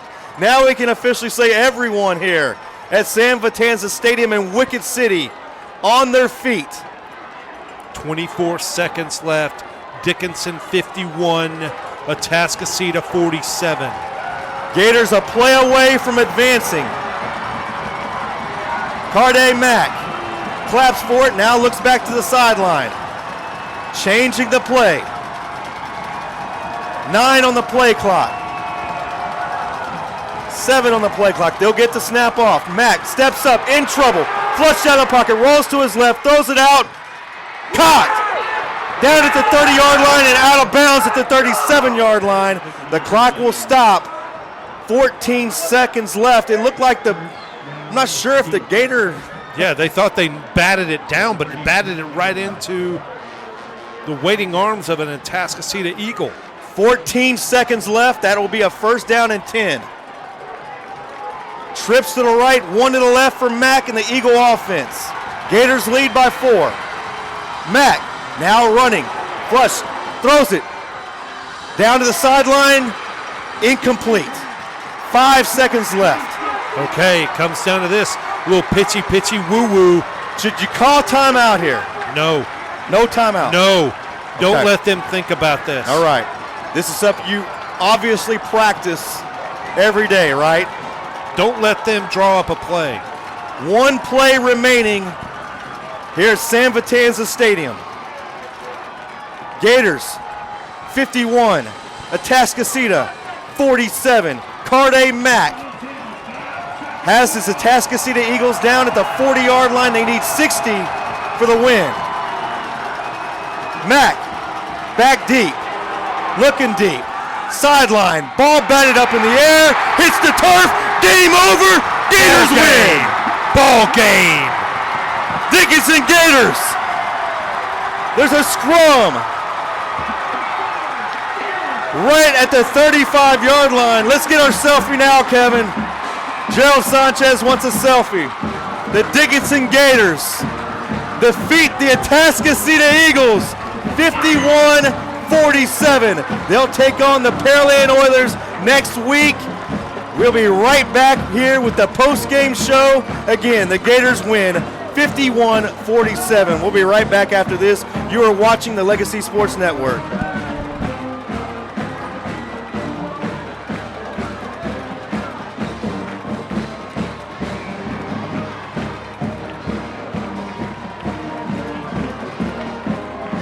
Hello, I'm Dr. Steve Hotze. Are you sick and tired of being sick and tired? Are you fed up with your doctor giving you drugs simply to mask your symptoms rather than treating the cause? As you age, I believe you should be brimming with energy, vitality, and enthusiasm for life. The Hotze Health and Wellness Center treats individuals from all over the country and world in an environment of extraordinary hospitality. We specialize in the treatment of allergies, yeast, replenishing natural hormones, vitamin and mineral supplementation, and a healthy eating lifestyle, all of which boost your immune system, increase your energy level, and your health span. If you'd like to obtain and maintain health and wellness naturally without pharmaceutical drugs, then contact one of our wellness consultants today at 281-698-8698 or visit hotzehwc.com and request a free copy of my best-selling book, Hormones, Health, and Happiness. Ready to ring in the new year with a bang? Top Dog Fireworks is your place with a massive selection of amazing, high-flying, colorful, professional-looking fireworks. Top Dog Fireworks offers great buy one, get one free deals on select fireworks from multiple categories. Can't decide on exactly what you want? Their staff can help you set up the most unforgettable fireworks show. Visit TopDogFireworks.com to find directions to a location near you. And the best selection in Houston, Top Dog Fireworks. Say it with a boom. We've got the power to make things right. Mr. Electric, show you the light. Looking for electrical help you can count on? Switch to Mr. Electric. We have some of the best trained electricians in the business, and they're ready to help you with any project, big or small. Best of all, with Mr. Electric, our work is 100% guaranteed. That's why so many people trust Mr. Electric. We've got the power to make things better. Mr. Electric. Legacy Sports Network, now celebrating 18 years of broadcasting excellence. We are your home for local high school sports coverage. Expect excellent audio and video production. Whether you're listening at home or at the game, find us at lsnsports.com. Legacy Sports Network, building a legacy one game at a time.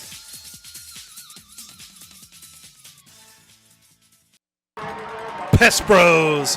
Pest Bros is your hometown pest control team built on 3 generations of experience. They specialize in all insect and rodent control, including expert termite treatment. With proven knowledge and modern techniques, they protect your home or business like it's their own. Pest Bros. And with that being said, welcome now to the Quick Assist post-game show. Quick Assist, resell your unused tickets with Quick Assist. And what a game, and let's break it down the post-game and the second half. And the second half has been a big story for here tonight in this great game. Starting off with the Atascocita Eagles getting the ball first to start the second half. A quick 2-play drive and a 49-yard touchdown by Darius Williams, his second, to make it 44-37 Atascocita. Dickinson Gators would respond, though, from their own 37, a quick drive of their own, how about a 56-yard touchdown by Jace Washington. That would be his 4th touchdown to tie things up at 44 apiece. The Atascocita Eagles, from their own 46-yard line, a big 9-play drive, and they turn the ball over on downs as this second half defense from the Dickinson Gators. I've told you many times, I even talked about it with Coach Nelson, they stood tall and as Atascocita turns the ball over. Dickinson would immediately cash in off of a 5-play, 36-yard touchdown by Jace Washington, again for the 5th time, to make it 51-44 Dickinson. Atascocita would only get a 34-yard field goal out of the deal on their next drive. It would remain 51-47 until the last couple of drives. Atascocita Eagles from their own 18, 12 plays. They also turn the ball over on downs for the second time in this second half as the Dickinson Gators defense steps up in a big way. The Gators would give the Atascocita Eagles time, though, as they get a big 11-play drive from their own 5. They punt the ball. But again, the Atascocita Eagles had one final chance, but this Dickinson Gator defense, especially their second half defense, has been the story for them all season long, and that is how they win and beat the Atascocita Eagles 51-44. When we come back, it's going to be a quick break, and we'll be right back to wrap up the show. You are listening to the Legacy Sports Network.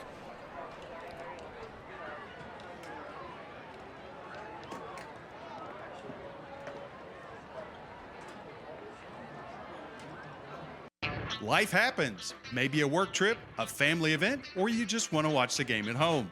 Don't let the tickets go to waste. With Quick Assist, your seat gets listed for sale on every major marketplace simultaneously. No more juggling apps or stressing over resale. We make it fast and hassle-free, so you save time and put money back in your pocket.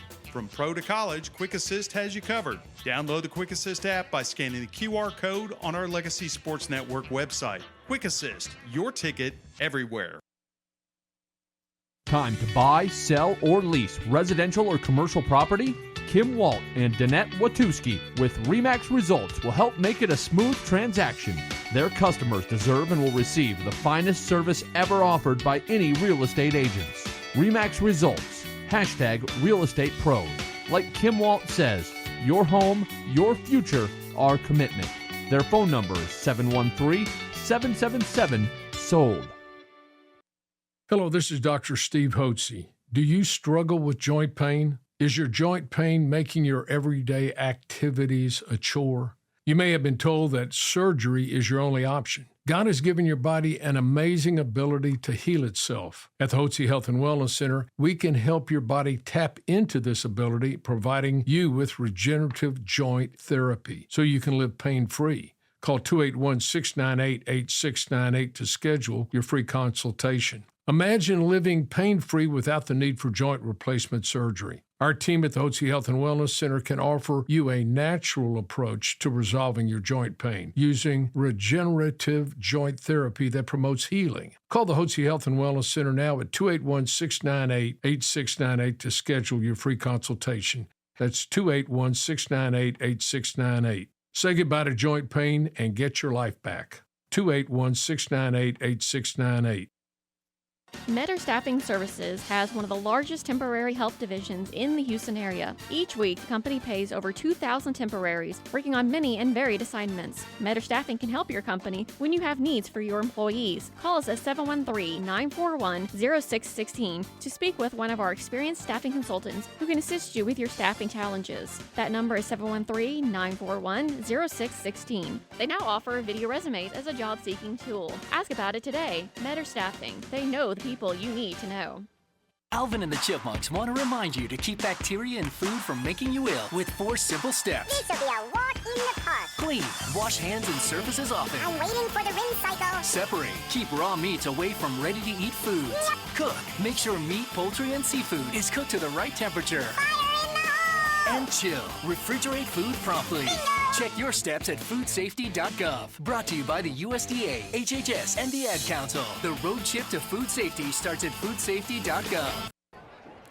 Harris County Commissioner Precinct 2 Adrian Garcia admires and recognizes the academic hard work, dedication, and achievements of each student. Well done! Commissioner Garcia would like to wish all the athletes good luck in tonight's game. All righty. So, again, our final score here tonight from San Vitanza Stadium. The Dickinson Gators 51, The Atascocita Eagles 47. The Dickinson Gators advance to the next round. They will be taking on the Pearland Oilers. Not sure where that is. We have no official sponsor for the player of the game, but I think it's worth giving a player of the game. Buddy Brooks, it could be a lot of players, but one actually stands out. Yeah, Jace Washington, 4 touchdowns, 5 touchdowns. 5 touchdowns. Played amazing, Jace Washington. All right, so again, Jace Washington, congratulations to you, the sophomore, coming up with 5 huge touchdowns tonight as the Dickinson Gators once again are victorious here to San Vitanza Stadium. They improved to 11-0 overall, and they will take on the Pearland Oilers next week. We have no idea what day that game will be played. We don't know where that game will be played. So as soon as we get that information, we'll send it out through our socials. Again, one more time here, live and free from San Vitanza Stadium, our final score. The Dickinson Gators 51, the Atascocita Eagles 47. For Buddy Brooks and Kevin Z, I'm Don Jones. Thank you so much for watching us. We'll see you next week. Until then, GATA.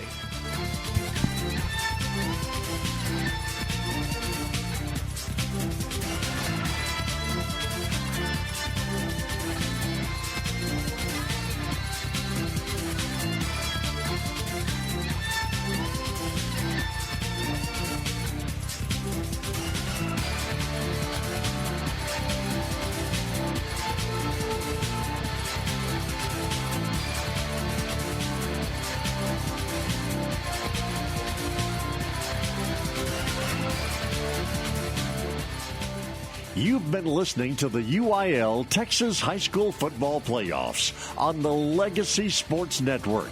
Copyright 2025.